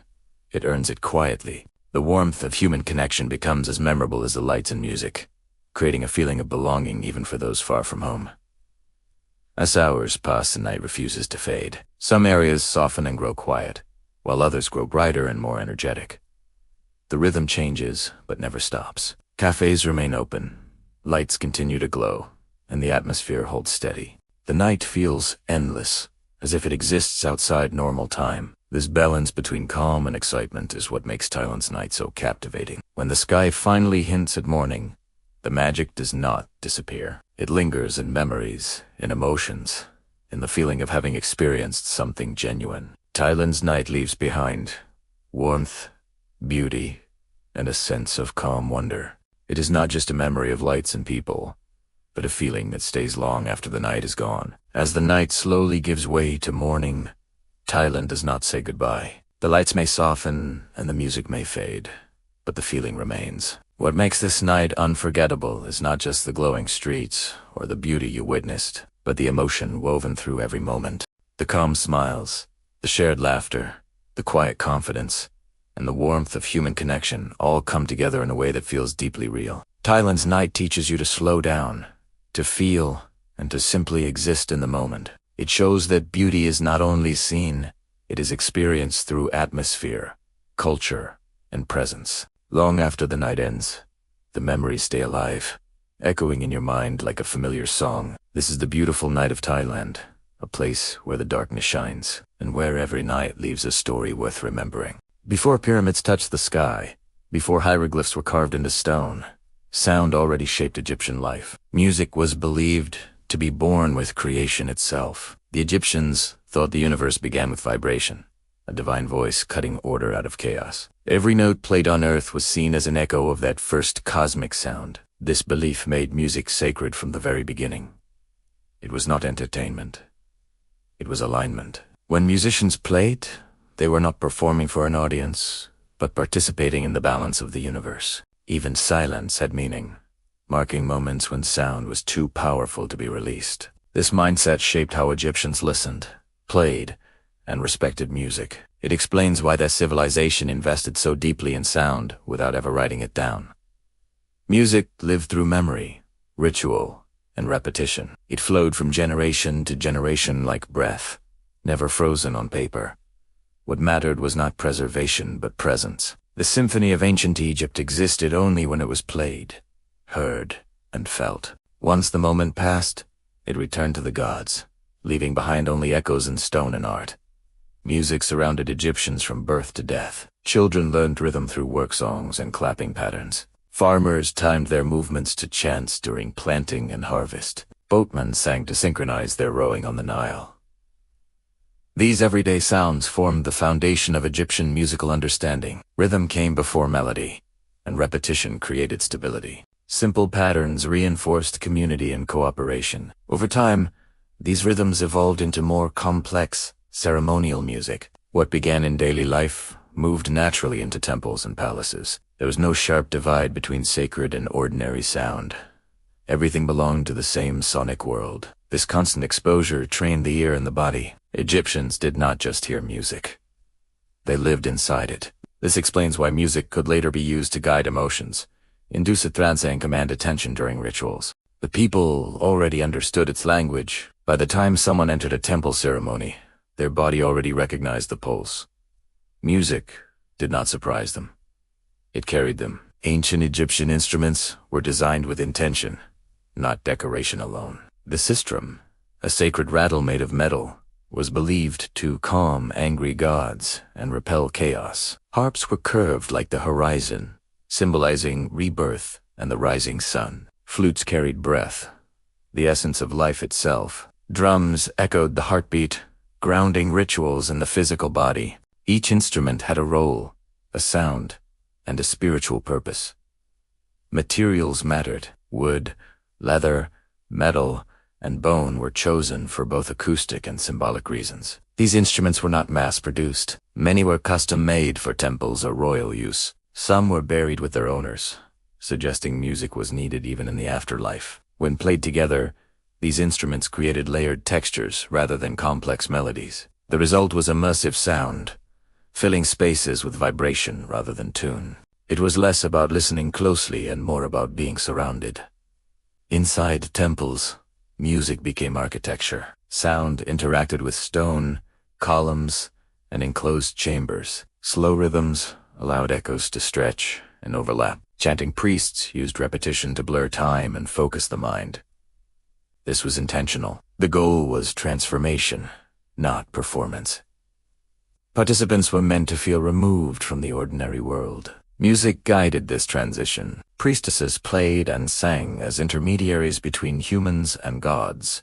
Their voices were believed to carry prayers directly into the divine realm. Certain hymns were reserved for specific times of day, aligning sound with the movement of the sun. Morning music awakened gods. Evening chants prepared them for rest. Every detail followed cosmic order. If played incorrectly, it was believed the balance of the ritual could fail. Music was responsibility. Mistakes were not artistic errors, but spiritual risks. This seriousness explains the discipline and respect given to temple musicians. Pharaohs understood music as a tool of authority. During coronations, carefully controlled sound transformed a man into a god-king. Drums announced power. Trumpets signaled dominance and divine approval. Chants repeated royal names until identity and divinity merged. Music shaped perception. It made rule feel inevitable and sacred. In military settings, rhythm unified soldiers, regulated movement, and amplified fear. Victories were celebrated through sound, reinforcing loyalty and collective pride. Music followed the pharaoh everywhere, from palace to battlefield to tomb. Eben in death. Royal symphonies continued. Funeral music guided the soul through the dangerous journey to the afterlife. Specific tones were believed to open gates, appease guardians, and protect the spirit. The pharaoh did not leave music behind when he died. He carried it forward into eternity. Unlike modern music, ancient Egyptian sound was not written down. There were no scores, no fixed compositions. Everything was transmitted orally and physically. Apprentices learned by watching, listening, and repeating. This made music flexible and alive. It could adapt to space, ceremony, and moment. Improvisation existed, but always within strict boundaries. The goal was consistency, not innovation. Change happened slowly, over generations. This system worked because music was embedded in daily life. Losing written records did not mean losing knowledge. As long as people lived, music lived. But when temples closed and traditions broke, the sound vanished quickly. Stone survived. Sound did not. What remains now are images of musicians frozen mid-performance, forever silent. Modern researchers attempt to bring this lost symphony back to life. Archaeologists measure ancient instruments to estimate pitch and range. Musicians experiment with replicas made from authentic materials. Scholars analyze tomb art to understand posture, group size, and performance context. Technology adds another layer. Acoustic modeling recreates how sound behaved inside temples. AI helps test rhythmic patterns and scale possibilities. Still, much remains uncertain. Egyptian music does not fit neatly into modern musical systems. It challenges assumptions about melody, harmony, and structure. What emerges is not a familiar song but a soundscape, a moving environment of rhythm, chant, and vibration. Reconstruction is not about accuracy alone. It is about understanding intention. The ancient Egyptian symphony was never meant to survive. It was created for moments, gods and souls passing between worlds. Its power lay in presence, not permanence. Today, when we stand in silent ruins, we are hearing only half the story. The stone was built to last, but sound was meant to disappear. Yet, echoes remain. In ritual music, in trance rhythms, in the human instinct to mark time with sound. Aegis reminds us that some of the greatest creations are not objects, but experiences. The immortal pharaonic symphony may be lost, but its purpose was fulfilled long ago. It balanced a civilization, connected heaven and earth, and then faded, exactly as it was meant to. As the sun sets over the Nile and shadows stretch across the temples, the silence we hear today feels complete, but it is not empty. It is layered with memory. Once, these stones carried rhythm, breath, and vibrations strong enough to make people believe gods were listening. The music of ancient Egypt was never designed to travel across centuries. It was created to serve its moment, to guide rituals, to protect souls, and to keep the universe in balance. We may never recover the exact notes, or the true melodies, but perhaps that was never the point. What matters is the understanding that sound shaped this civilization as deeply as stone and gold. Music gave form to belief, authority, and eternity. Even now, long after the last temple song faded, its echo survives in human instinct, in ritual rhythm, and in the need to turn silence into meaning.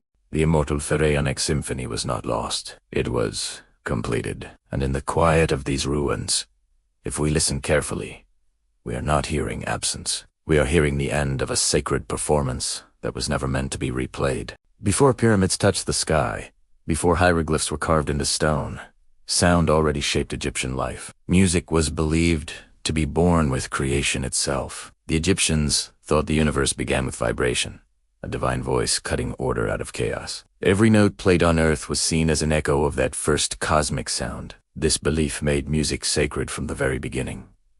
It was not entertainment. It was alignment. When musicians played, they were not performing for an audience, but participating in the balance of the universe. Even silence had meaning, marking moments when sound was too powerful to be released. This mindset shaped how Egyptians listened, played, and respected music. It explains why their civilization invested so deeply in sound without ever writing it down. Music lived through memory, ritual, and repetition. It flowed from generation to generation like breath, never frozen on paper. What mattered was not preservation, but presence. The symphony of ancient Egypt existed only when it was played, heard, and felt. Once the moment passed, it returned to the gods, leaving behind only echoes in stone and art.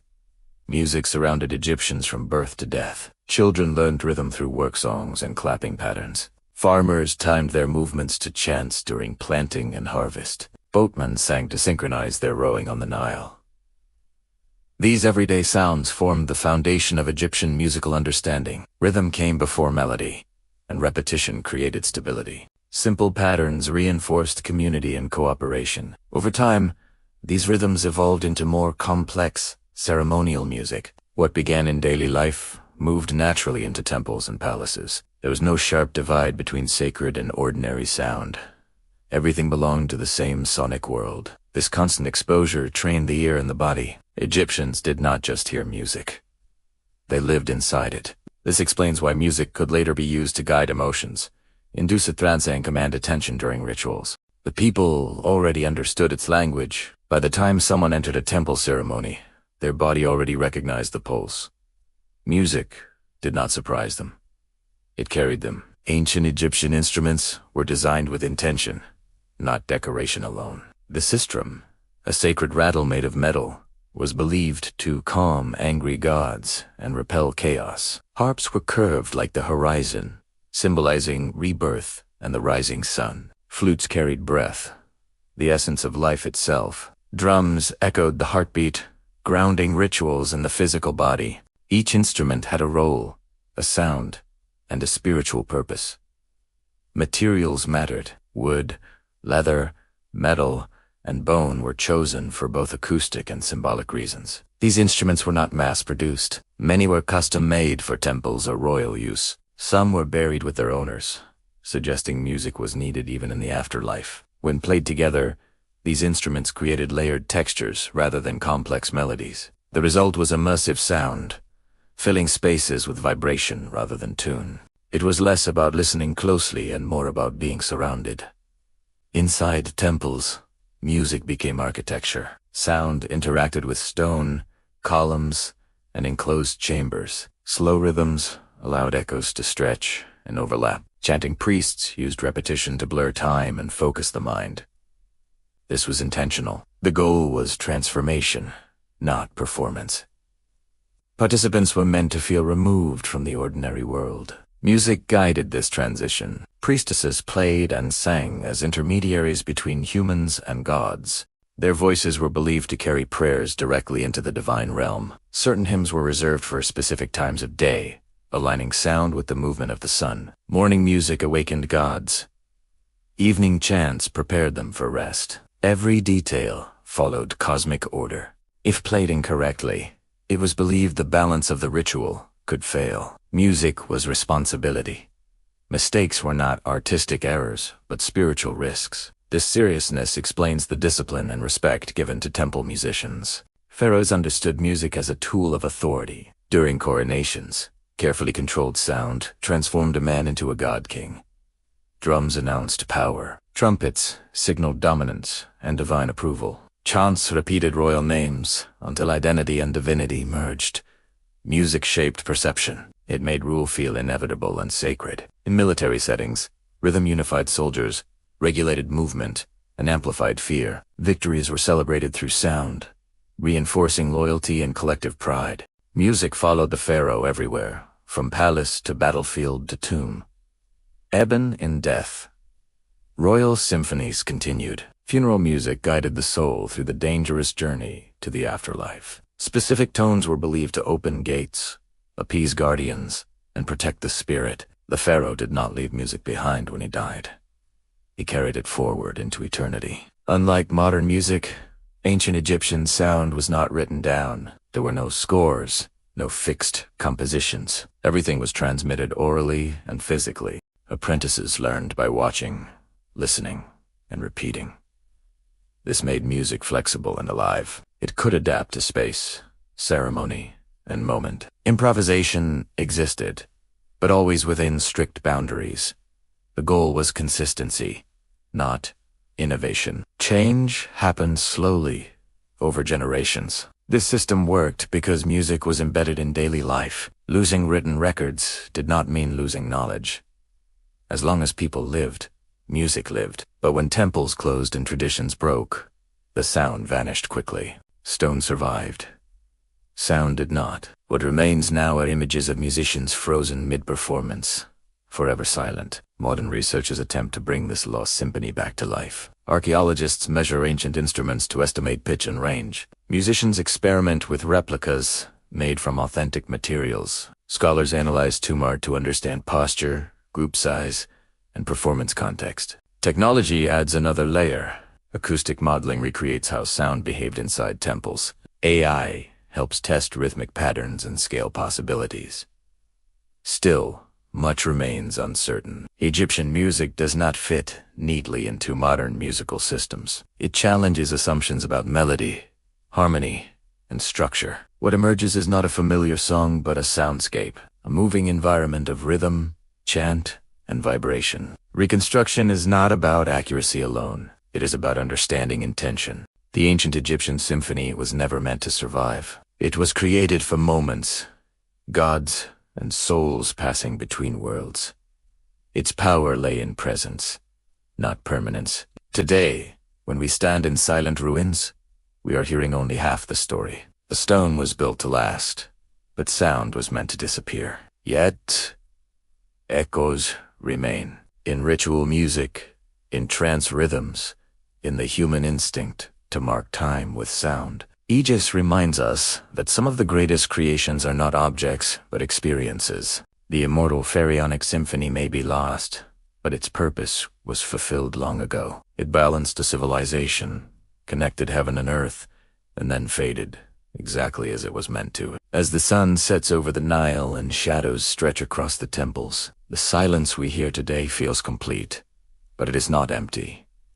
It is layered with memory. Once, these stones carried rhythm, breath, and vibrations strong enough to make people believe gods were listening. The music of ancient Egypt was never designed to travel across centuries. It was created to serve its moment, to guide rituals, to protect souls, and to keep the universe in balance. We may never recover the exact notes, or the true melodies, but perhaps that was never the point. What matters is the understanding that sound shaped this civilization as deeply as stone and gold. Music gave form to belief, authority, and eternity. Even now, long after the last temple song faded, its echo survives in human instinct, in ritual rhythm, and in the need to turn silence into meaning. The immortal Pharaonic symphony was not lost. It was completed. And in the quiet of these ruins, if we listen carefully, we are not hearing absence. We are hearing the end of a sacred performance that was never meant to be replayed. Viking noblewomen are often portrayed as independent and influential, managing households and even wielding political sway. On the surface, their lives seem enviable. They lived in large longhouses, dressed in fine garments, and were respected in their communities. Archaeological finds show elaborate jewelry, imported goods, and weapons buried alongside some women, hinting at their status.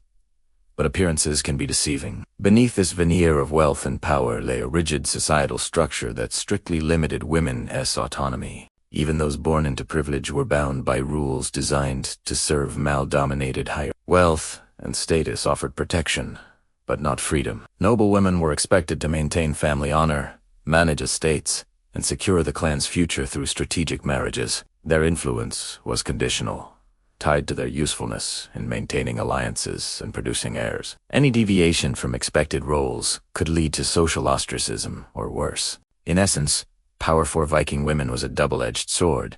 While they could wield influence in subtle ways, they remained subject to forces beyond their control. The glimmer of authority they appeared to hold was largely symbolic, masking the very real restrictions placed on their lives. From the moment a girl was born into a noble Viking family, her future was largely determined by her gender and her family's ambitions. Boys were raised to fight, lead, and inherit lands, while girls were groomed to secure alliances and maintain the family's standing. Education for noble women often included skills like weaving, managing a household, and understanding social rituals, preparing them for marriage and domestic leadership rather than personal freedom. Families would assess their daughters for traits desirable in a political bride: health, beauty, intelligence, and temperament. In many cases, marriages were arranged at a very young age, sometimes even in infancy, to cement alliances between clans or strengthen claims to territory. The girl's personal wishes or desires were rarely considered.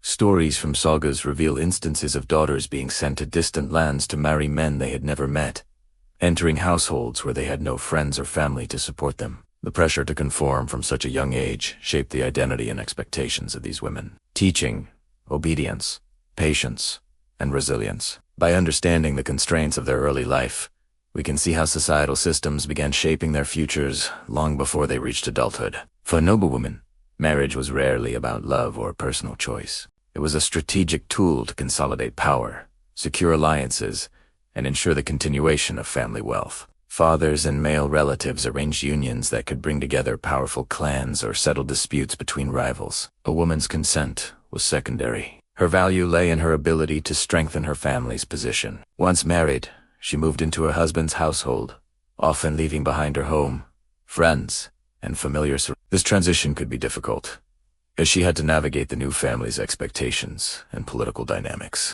In some cases, marriages were designed to maintain peace after conflicts or to create advantageous trade connections, with women serving as living guarantees of loyalty. Failure to produce heirs, particularly male heirs, could lead to humiliation or loss of status. Historical records show noble women occasionally resisting unwanted marriages, but such acts carried high risks, including exile or violence.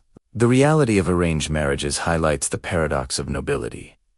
While women appeared to occupy positions of privilege, their personal freedoms were severely curtailed, making their status dependent on obedience and usefulness rather than true autonomy. Despite their limited personal freedom, Viking noblewomen often held significant authority within their households. Managing estates required intelligence, resourcefulness, and organizational skills. They oversaw workers, controlled food storage, maintained trade relations, and ensured the smooth running of daily life. In the absence of men, especially during raids or wars, women sometimes took on expanded roles, managing finances and protecting property. This authority was recognized within the household but rarely extended into public or political life. Their influence was indirect, often exerted through persuasion, careful planning, and managing relationships. Some women became legendary for their ability to handle crises, negotiate conflicts, or maintain the family's wealth and reputation. Yet, even with this internal power, they remained vulnerable. Decisions were constrained by social expectations and the overarching control of male relatives or husbands. Their role was a balancing act. They needed to assert authority without threatening the established hierarchy. Understanding this duality, privilege within restriction, reveals how Viking noblewomen navigated a complex social structure, demonstrating intelligence and resilience while remaining largely bound by societal norms. Viking noblewomen had certain legal rights compared to lower-class women, but these were far from absolute. They could inherit property, manage dowries, and sometimes represent family interests in disputes. Sagas and law codes reveal that noblewomen could influence negotiations and even bring cases to local assemblies. However, these rights came with strict limitations. Legal protections were conditional and often dependent on male relatives, husbands, or allies. Inheritance laws favored male heirs, leaving women vulnerable if male family members were absent or hostile. Noblewomen could lose property or status if widowed without strong family support. Additionally, societal norms restricted their public behavior, speech, and mobility. Breaking these unwritten rules could result in social shame or legal penalties. These limitations highlight the tension between the appearance of rights and the reality of dependence. While they could wield legal influence, it was always circumscribed by the patriarchal framework of Viking society, making their autonomy fragile. Understanding these constraints sheds light on the precarious position of noblewomen. Wealth and status offered some advantages, but never complete security. The Viking world was violent, and noblewomen were not exempt from its dangers. While their status offered some protection, they remained vulnerable to domestic abuse, coercion, and political manipulation. Wars, raids, and feuds placed women at risk, sometimes turning them into hostages or bargaining chips. Within households, power struggles could result in threats or punishment if a woman challenged her husband or family authority. Historical sagas tell of women being forced into marriages or punished for attempting to assert independence. Even socially respected women faced the constant threat of violence if they defied expectations. This environment fostered a climate of fear and control, where survival often required careful negotiation, discretion, and obedience. Noblewomen had to balance ambition with caution, using intelligence and subtle influence to protect themselves, while navigating the dangerous political and social terrain of their world. Their resilience and strategies reveal how they survived in a society that prized male dominance and often disregarded female agency. The life of a noblewoman in Viking society carried significant emotional and psychological costs. While they were educated, wealthy, and influential within the household, the constant demands of duty, political obligations, and social expectations took a toll. Emotional bonds were often secondary to alliances, and personal desires were suppressed in favor of family strategy. Stories of women who resisted or defied their roles highlight the heavy price of autonomy, social isolation, familial rejection, or even violence. The pressure to produce heirs, particularly male heirs, added further stress, as failure could result in loss of status or humiliation. Some women found ways to exercise influence and preserve dignity, becoming skilled negotiators, estate managers, and advisors. Yet, the tension between outward privilege and inner restriction defined their experience. The veneer of power masked a life of careful calculation,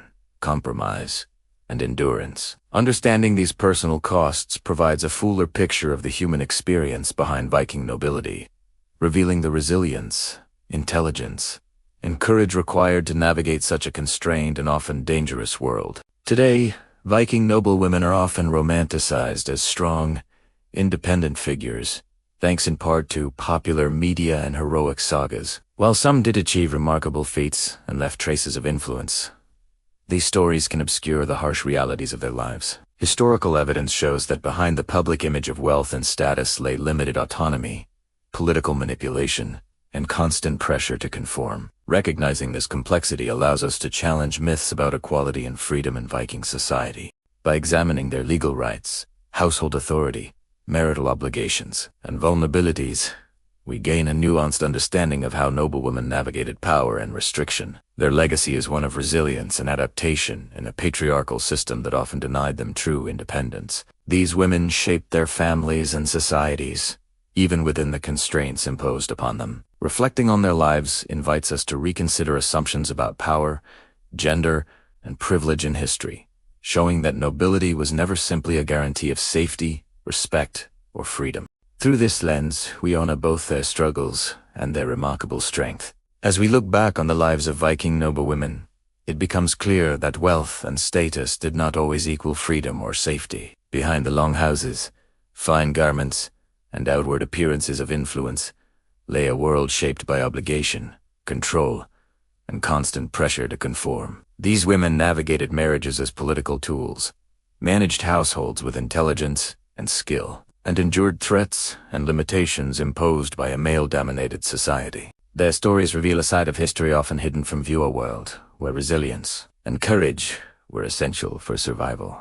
By uncovering these truths, we challenged the myths of Viking equality and honored the real lives of women who lived, struggled, and adapted in a harsh and unforgiving world. Their legacy reminds us that power can be complex, and history often tells only part of the story. The next time we imagine Viking nobility, we should remember the women who endured the shadows behind the glory. King Xerxes rose to power as the heir to the greatest empire the ancient world had ever known. As the son of Darius the Great, he was raised with the belief that kingship was sacred and authority absolute. From childhood, he was taught that the stability of the world depended on the strength of the Persian throne. When he became king, Xerxes ruled over vast lands filled with different cultures, laws, and traditions. To maintain control, he relied on strict hierarchy and unquestioned obedience. Publicly, he presented himself as a guardian of order and divine justice. Privately, however, the isolation of absolute power began to shape his character. Surrounded by servants and courtiers who feared him, Xerxes lived in a world where no one dared to say no. This environment planted the seeds of moral blindness. As his power grew, the line between kingly authority and personal desire slowly disappeared. The empire flourished on the surface, but within the palace walls, tension was building. Xerxes was becoming a ruler who believed that his will was beyond challenge, even by tradition, law, or blood. The Persian royal court was both magnificent and dangerous. Every movement was watched. Every word carried a risk. Royal women lived under strict protection, as their honor was directly linked to the legitimacy of the throne. Marriages were arranged for political stability, not love. In this rigid system, personal desire was considered a threat to order. Ancient accounts suggest that Xerxes began to violate these boundaries. Driven by obsession and entitlement, his position allowed him to turn private impulses into commands. Those around him, including nobles and guards, faced an impossible choice between loyalty and conscience. Silence became survival. As rumors spread within the palace, fear replaced respect. The royal household, once a symbol of unity, became a place of anxiety. This moral collapse did not happen overnight. It grew slowly, fed by unchecked authority and reinforced by the belief that the king stood above judgment. The empire still stood strong, but its heart was quietly breaking. The darkest chapter of Xerxes' life centers on actions that involved his own family, an act considered unforgivable even by ancient standards. Persian culture placed immense value on bloodline and family honor. Any violation within the royal household was seen as a threat to cosmic balance. Historical sources describe an incident so disturbing that later writers softened its details or avoided them entirely. Whether driven by obsession, paranoia, or cruelty, Xerxes crossed a line that could never be erased. The consequences were devastating. Members of the royal family suffered deeply, and the court was left in shock. No public explanation was given, only silence and fear. This was not the act of a conqueror, but of a man consumed by power. In one moment, Xerxes destroyed the moral authority that upheld his rule. The empire did not collapse immediately, but something essential was lost forever. After this incident, the atmosphere within the palace changed dramatically. Courtiers, who once spoke freely, became cautious and distant. Loyalty turned into fear-based obedience. Xerxes continued to rule, but his decisions grew more erratic. Trust between the king and his advisors weakened, and internal unity began to crack. The damage was not visible to the public, but it was deeply felt within the leadership of the empire. When a ruler loses moral authority, even the strongest institutions begin to rot from within. The Persian system depended on balance and cooperation among elites. Xerxes' actions shattered that balance. Those closest to power became more focused on survival than service. This silent decay weakened the empire more than any enemy army. The king still wore the crown, but the foundation beneath it was unstable. As years passed, Xerxes withdrew increasingly into isolation. He focused on grand construction projects and ceremonial displays, perhaps attempting to restore the image of divine kingship. Yet no monument could erase the memory of what had happened inside the palace. His military failures in Greece further damaged his reputation, reinforcing the perception of a ruler in decline. Enemies were not the only threat anymore. Conspiracies formed within the court, fueled by resentment and fear. When trust disappears, betrayal follows. Xerxes' authority, once absolute, became fragile. The empire still functioned, but its ruler was no longer untouchable. Power that had once inspired awe now inspired caution and hatred. The king who ruled the world could no longer control his own court. In 465 BCE, King Xerxes was assassinated by members of his inner circle. His death was quiet, sudden, and symbolic. A man who ruled through fear ultimately fell to it. History remembers Xerxes as a conqueror, a tyrant, and a tragic figure shaped by unchecked power. His dark secret reminds us that empires do not fall only through war, but through moral collapse at the top. Xerxes' story is not just about ancient Persia. It is a warning repeated across history. When power loses restraint, it turns inward, destroying families, institutions, and finally, the ruler himself. As we conclude our journey into the life of King Xerxes, one thing becomes clear. Behind the grandeur and might of the Persian Empire lay secrets that could shake even the strongest reign. Xerxes was more than just a ruler. He was a man of ambition, contradictions, and choices that left a lasting mark on history. The dark truths we've uncovered remind us that power often carries hidden costs, and what appears as strength on the surface can conceal vulnerabilities beneath. By examining these hidden layers, we not only understand the man behind the crown, but also the forces that shaped an entire empire. History is filled with stories waiting to be revealed, and Xerxes' tale stands as a powerful reminder that every empire has shadows alongside its glory. As we step back from the past, let this story inspire curiosity, reflection, and the courage to explore what lies beyond what is known. The legacy of Xerxes continues to echo, showing us that even the mightiest rulers are not immune to the secrets that history keeps. Xerxes was born into power, but power alone does not create a ruler. As the son of Darius the Great, Xerxes grew up inside the royal court of Persia, surrounded by wealth, discipline, and the belief that kings ruled by divine order. From an early age, he was trained to see the empire as a living system that required strength, balance, and absolute loyalty. When Darius died in 486 BC, Xerxes inherited not only the throne but also unresolved conflicts and towering expectations. Many questioned his readiness, yet his royal bloodline and careful grooming placed him firmly in command. Xerxes understood that a king's authority depended on swift action, and hesitation could invite chaos.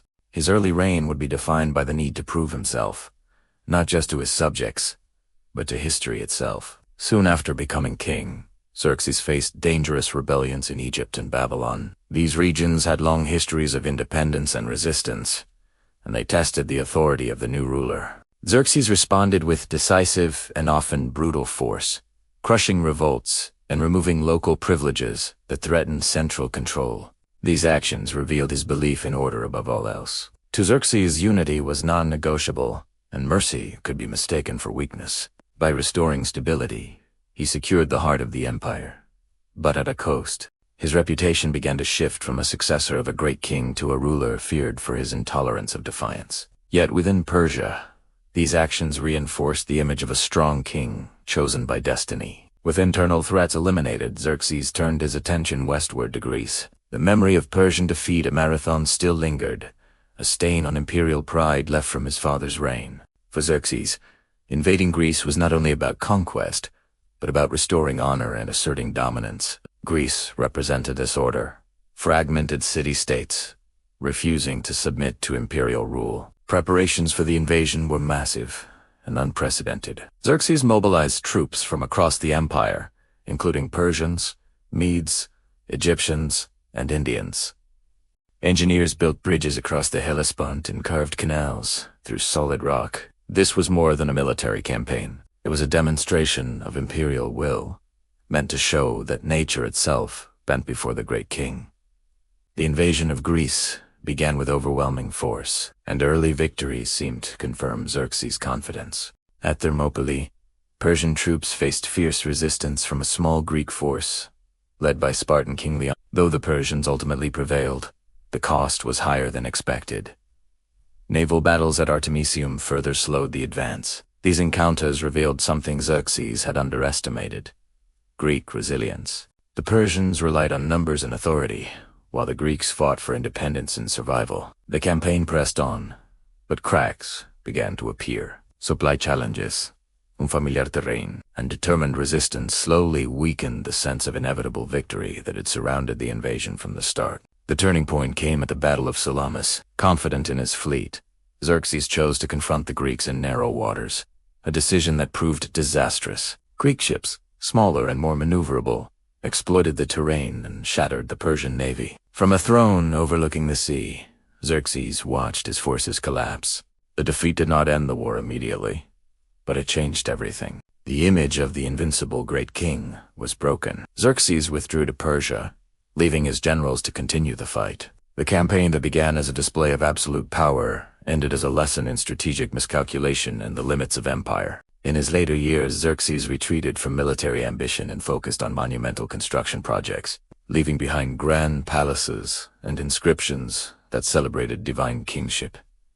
Yet his reign ended quietly and violently. In 465 BCE, he was assassinated in a palace conspiracy, killed by members of his own court. History remembered Xerxes, largely through the eyes of his enemies, especially Greek historians who portrayed him as arrogant and cruel. Modern scholars offer a more balanced view, seeing a complex ruler shaped by empire, expectation, and belief in destiny. Xerxes was neither a simple tyrant nor a failed king. He was a man who commanded the greatest empire of his age, and learned, too late, that power alone does not guarantee legacy. As the story of Xerxes comes to an end, what remains is not just the tale of a lost war, but the portrait of a ruler caught between destiny and human limitation. He commanded the greatest empire of his age, ruled lands that stretched across continents, and believed deeply in a divine order that placed him at the center of the world. Yet his campaign against Greece revealed a timeless truth of history. Power without understanding can lead even the mightiest ruler into failure. Xerxes was not defeated because his empire was weak, but because ambition blinded him to the strength of those who fought for freedom rather than obedience. Over time, his image was shaped by enemies, legends, and exaggeration, turning him into a symbol of arrogance instead of a complex king. When we look beyond the myths, we see a ruler who upheld order, enforced unity, and struggled under the weight of inherited expectations. Xerxes' legacy reminds us that history is rarely fair, often written by the victors and always shaped by perspective. In the end, his life stands as a powerful lesson about leadership, pride, and the fragile line between greatness and downfall. Cleopatra has captivated the world for centuries, not just as a queen, but as a symbol of power, beauty, and cunning intelligence. Among her many treasures, one artifact stands out: the sacred crocodile belt. Unlike ordinary adornments, this belt carried divine symbolism. Crocodiles were revered in ancient Egypt, representing Sobek, the god of strength, fertility, and protection. For Cleopatra, wearing a belt crafted from crocodile skin was more than a fashion statement. It was a declaration of authority over both her subjects and the natural world. Ancient texts and historical accounts hint at the belt's existence, describing its intricate craftsmanship and ceremonial importance. While the details are scarce, the legend alone has fascinated historians and artisans alike. Some believe that the belt could only be worn during sacred rituals, granting the wearer a connection to the gods themselves. Its design was said to blend both practicality and symbolism, each scale carefully selected, each clasp imbued with meaning. In essence, the crocodile belt was a miniature emblem of Egypt's power, ingenuity, and mystique. Today, even fragments or representations of such belts continue to inspire, reminding us that Cleopatra's legacy was defined as much by the objects she possessed as by the empire she ruled. To understand the significance of Cleopatra's belt, we must first explore the role of crocodiles in ancient Egyptian culture. Far from being mere predators, crocodiles were deeply entwined with religious symbolism and daily life. Sobek, the crocodile god, embodied strength, protection, and fertility. Temples dedicated to Sobek often housed live crocodiles, cared for by priests who performed rituals to honor and appease them. Crocodiles were feared, yet respected, a duality that mirrored the delicate balance Cleopatra sought to maintain between power and perception. Using crocodile skin for a royal belt was not simply an aesthetic choice. It was a symbolic act that linked the wearer to divine authority. Artisans believed that incorporating sacred animal elements could imbue objects with protective qualities, ensuring the wearer's safety and influence. The Egyptian fascination with crocodiles extended to art, architecture, and jewelry, with detailed carvings and motifs appearing across temples and royal tombs. Cleopatra's choice to don a crocodile belt, therefore, was a deliberate embrace of this potent symbolism. It projected an image of a queen who commanded respect not just from her people, but from the spiritual forces that governed the natural world. The creation of Cleopatra's sacred belt was entrusted to a select group of artisans, whose skills were highly guarded secrets. These craftsmen were more than leatherworkers or metalworkers. They were keepers of knowledge, combining technical mastery with spiritual understanding. Apprenticeships often lasted decades, and the methods were passed orally to prevent them from falling into unworthy hands. The process began with selecting the perfect crocodile, an animal large and strong enough to symbolize the queen's power. Rituals were performed to honor the creature and ensure that the skin retained sacred energy during preparation. Tanning and treating the hide required extraordinary skill. Artisans had to soften and preserve it without compromising the scales, natural alignment, creating a flexible yet durable material. The belt was then shaped, sewn, and embellished, often incorporating gold, gems, or symbolic patterns. Each stitch, clasp, and engraving was intentional, reflecting both aesthetic taste and spiritual significance. The secrecy surrounding these methods made the belt more than a fashion accessory. It was a relic of forbidden knowledge. By controlling who could create it, the court ensured that such power remained concentrated in the hands of the queen, reinforcing Cleopatra's unmatched authority. Crafting Cleopatra's belt was as much a spiritual endeavor as a physical one. Before even touching the crocodile skin, artisans performed purification rituals, invoking blessings from Sobek and other deities. The crocodile itself might have been ritually honored or sacrificed, depending on the intended symbolism. Preparing the hide was a delicate, labor-intensive process. The skin had to be cleaned, cured, and softened without damaging its natural patterns. Any error could render it unsuitable for the queen, so every step required precision and care. Ancient texts suggest that secret oils, herbs, and natural substances were applied to preserve flexibility and imbue the material with protective properties. The artisans also incorporated charms or tiny engravings during the preparation stage, believed to enhance the wearer as a divine favor. This ritualistic attention to detail ensured that the finished belt was not merely decorative but a conduit of sacred power. By the time it reached Cleopatra, the belt had undergone a transformation from raw hide to a potent symbol of strength, fertility, and divine protection, bridging the mortal and spiritual worlds in a single artifact. Every element of Cleopatra's crocodile belt was laden with meaning. The arrangement of scales, the patterns etched into the leather, and the decorative clasps all conveyed messages about power, authority, and divine favor. Gold inlays or gemstones emphasized wealth and status, while motifs drawn from nature and mythology connected the queen to the gods. The belt may have also included hieroglyphs or sacred symbols, transforming it into a wearable narrative of Cleopatra's reign. Scholars suggest that the design served multiple purposes: aesthetic, beauty, practical reinforcement, and ritualistic symbolism. Crocodile scales, carefully aligned, represented both protection and resilience. qualities the queen wished to project to allies and enemies alike. Even the way the belt was worn conveyed authority, signaling Cleopatra's control over both her court and the spiritual realm. This fusion of artistry and symbolism reflects the broader Egyptian worldview, where objects were rarely mere tools. They were vessels of meaning, power, and connection to the divine. The belt, therefore, stood as a testament not just to Cleopatra's taste, but to the sophistication and spiritual depth of her civilization. Cleopatra's crocodile belt was more than a personal adornment. It was a political statement. Be wearing night. She asserted dominance over her court, foreign emissaries, and even the gods themselves. In a time when symbolism was a crucial part of governance, every piece of jewelry conveyed messages about wealth, power, and legitimacy. The crocodile, a feared and revered creature, became a metaphor for her political prowess, formidable, strategic, and untouchable. The belt may have been worn during critical diplomatic encounters, ceremonial events, or public appearances to reinforce her authority. By controlling the narrative around such a sacred item, Cleopatra demonstrated that power was not just physical or military, it was psychological and symbolic. In this way, the belt served as both armor and emblem, protecting her reputation while projecting an aura of invincibility. Through this intricate blend of artistry, spirituality, and politics, Cleopatra ensured that even a single accessory could influence perception, inspire awe, and maintain her position as one of history's most cunning and powerful rulers.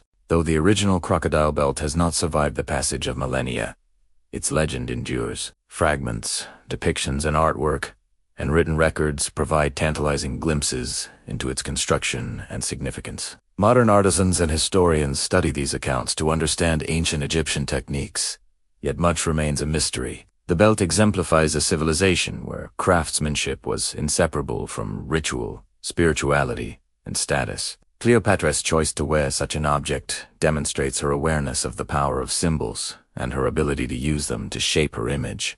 The crocodile belt has since become a metaphor for the lost knowledge and ingenuity of the ancient world, a reminder that some treasures are valuable not just for their material worth, but for the secrets they carry. It inspires artists, filmmakers, and historians alike, bridging the past and present through fascination with Cleopatra's life and the civilization she ruled. The techniques used to craft Cleopatra's belt remain largely unknown, shrouded in secrecy and legend. Modern historians attempt to reconstruct the process, combining insights from ancient texts, surviving leatherworking methods, and symbolic analyses. Experimental artisans replicate aspects of the belt, but the spiritual and ceremonial elements are nearly impossible to recreate authentically. This forbidden method symbolizes the intersection of craft, religion, and politics in ancient Egypt, a complex knowledge system guarded from the uninitiated.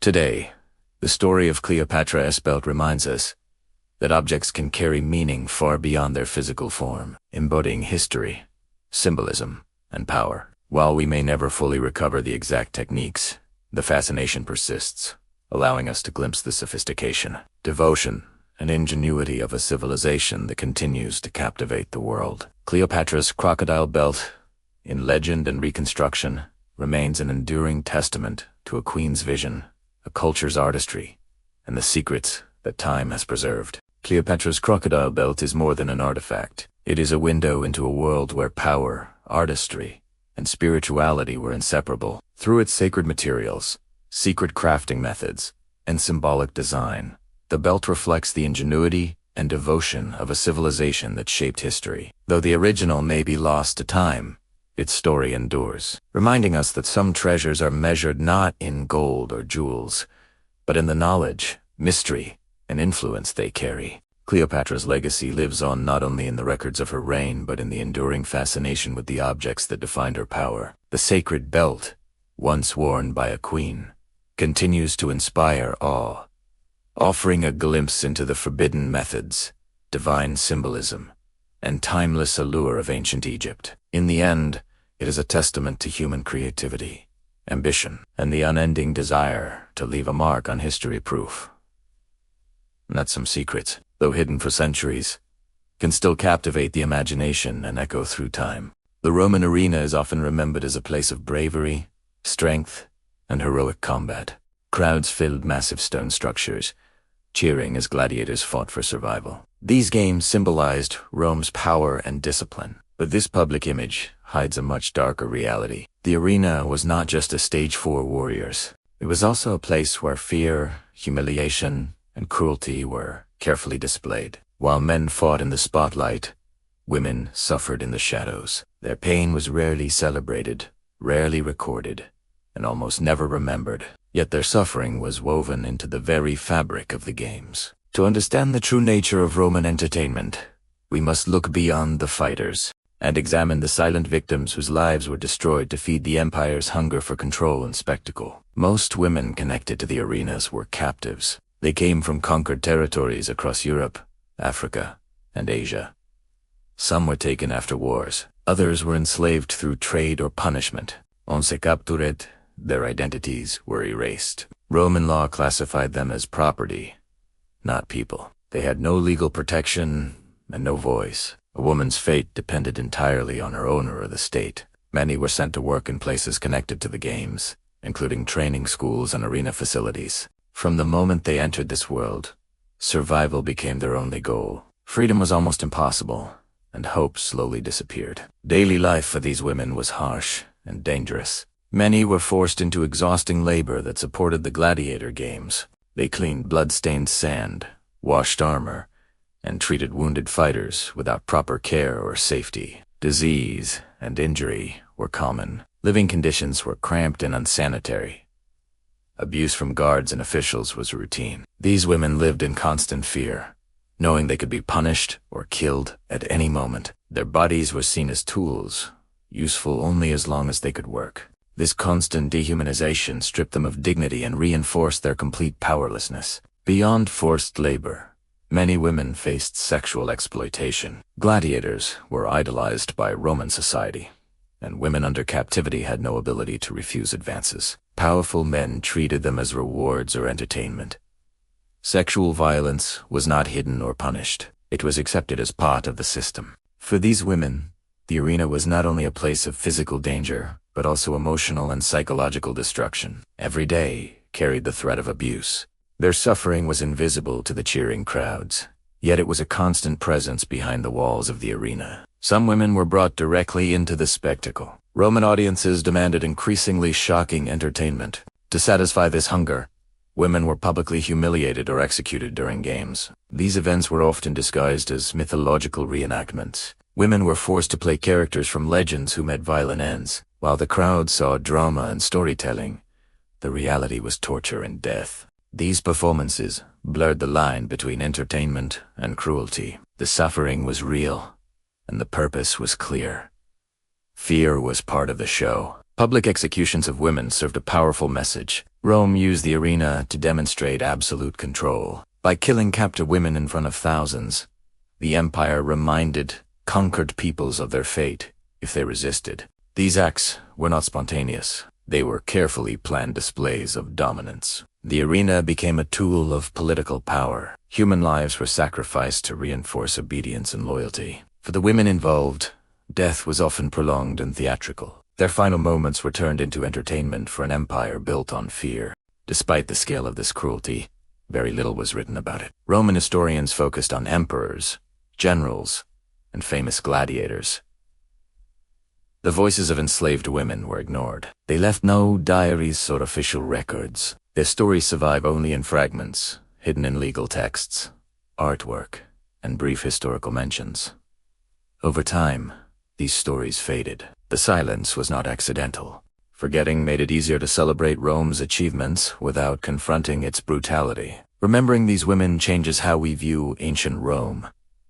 The empire's greatness came at a terrible human cost. The arenas were not just places of courage and competition. They were stages of suffering, built on the pain of the powerless. By uncovering this hidden history, we honor those who were erased.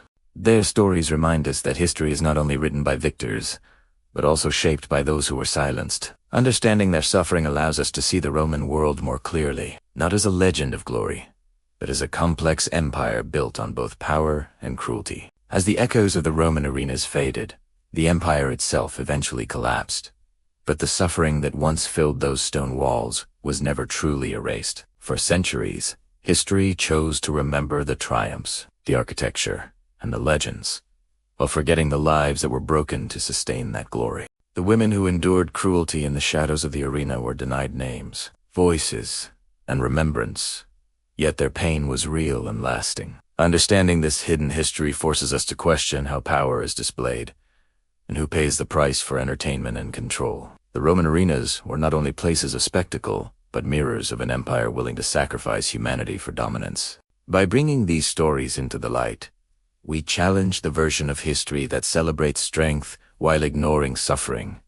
Remembering these women does not diminish history. It completes it. Their stories remind us that behind every empire, every monument, and every legend, there are untold human costs. And by acknowledging those costs, we take one step closer to understanding the past with honesty, empathy, and truth. Please subscribe my YouTube channel, Global Reality Network.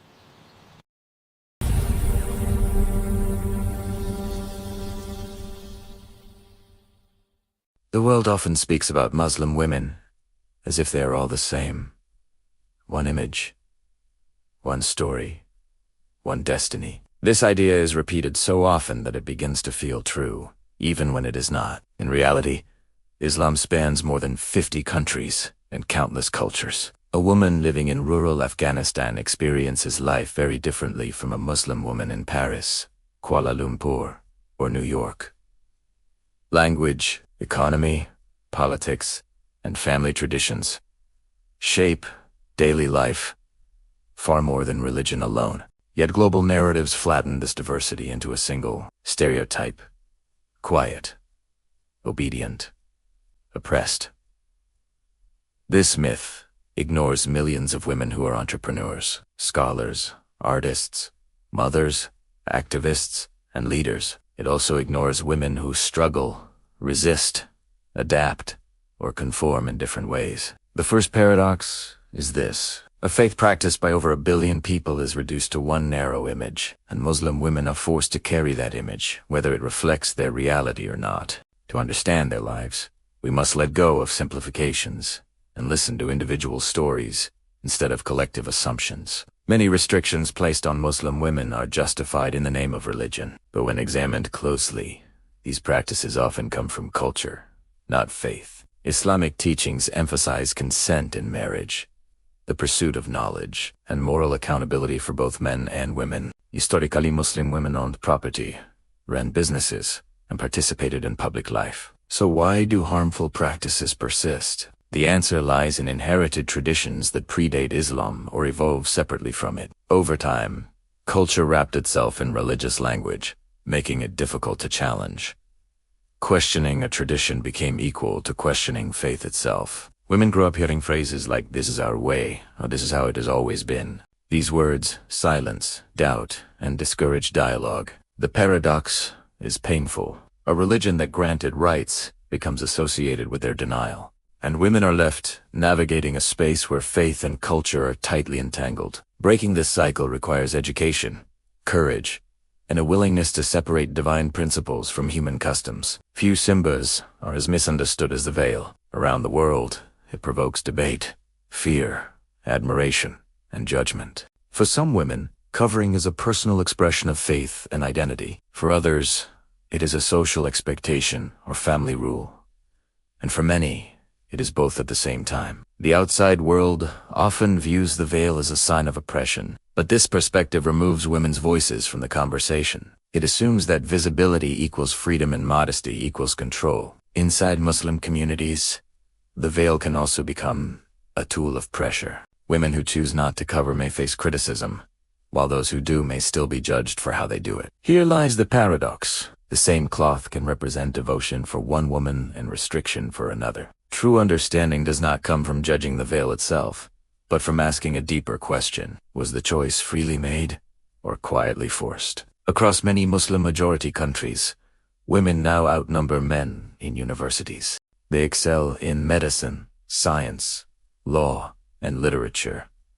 Education has become a powerful tool for transformation. Yet for many women, learning ends at the classroom door. Degrees do not always lead to independence. A woman may be highly educated but still unable to choose her career, travel freely, or delay marriage. Family expectations often override personal ambition. This creates a deep contradiction. Society celebrates educated daughters, but fears independent women. Knowledge is encouraged, but autonomy is restricted. Some women adapt. They negotiate, compromise, or wait. Others leave, and some quietly accept limits placed upon them. The paradox is not education itself, but what happens after it. When intelligence is welcomed but authority is denied, frustration grows. Education changes how women see the world, but changing how the world sees women takes much longer. The home is often described as a place of honor and comfort for women, but behind closed doors, realities are complex. Many Muslim women carry immense responsibility. They manage households, care for elders, raise children, and often contribute financially. Their labor holds families together, yet it is rarely acknowledged. Tradition teaches patience as virtue, sacrifice as duty. The homes are also spaces where power dynamics play out. Decisions are made. Silence is enforced. Expectations are reinforced daily. Still, within these walls, women shape the future in subtle ways. They educate their children differently. They question norms quietly. They plant seeds of change in ordinary moments. The paradox is clear. The same space that limits women can also become the starting point of transformation. Change does not always arrive through rebellion. Sometimes, it begins with a conversation at the dinner table. Topics like mental health, abuse, and emotional struggle remain deeply taboo in many communities. Women are taught to endure rather than speak, to protect family honor, even at personal cost. Pain is often treated as a test of faith instead of a call for support. As a result, many suffer in silence. Anxiety, depression, and trauma are hidden behind smiles and routine.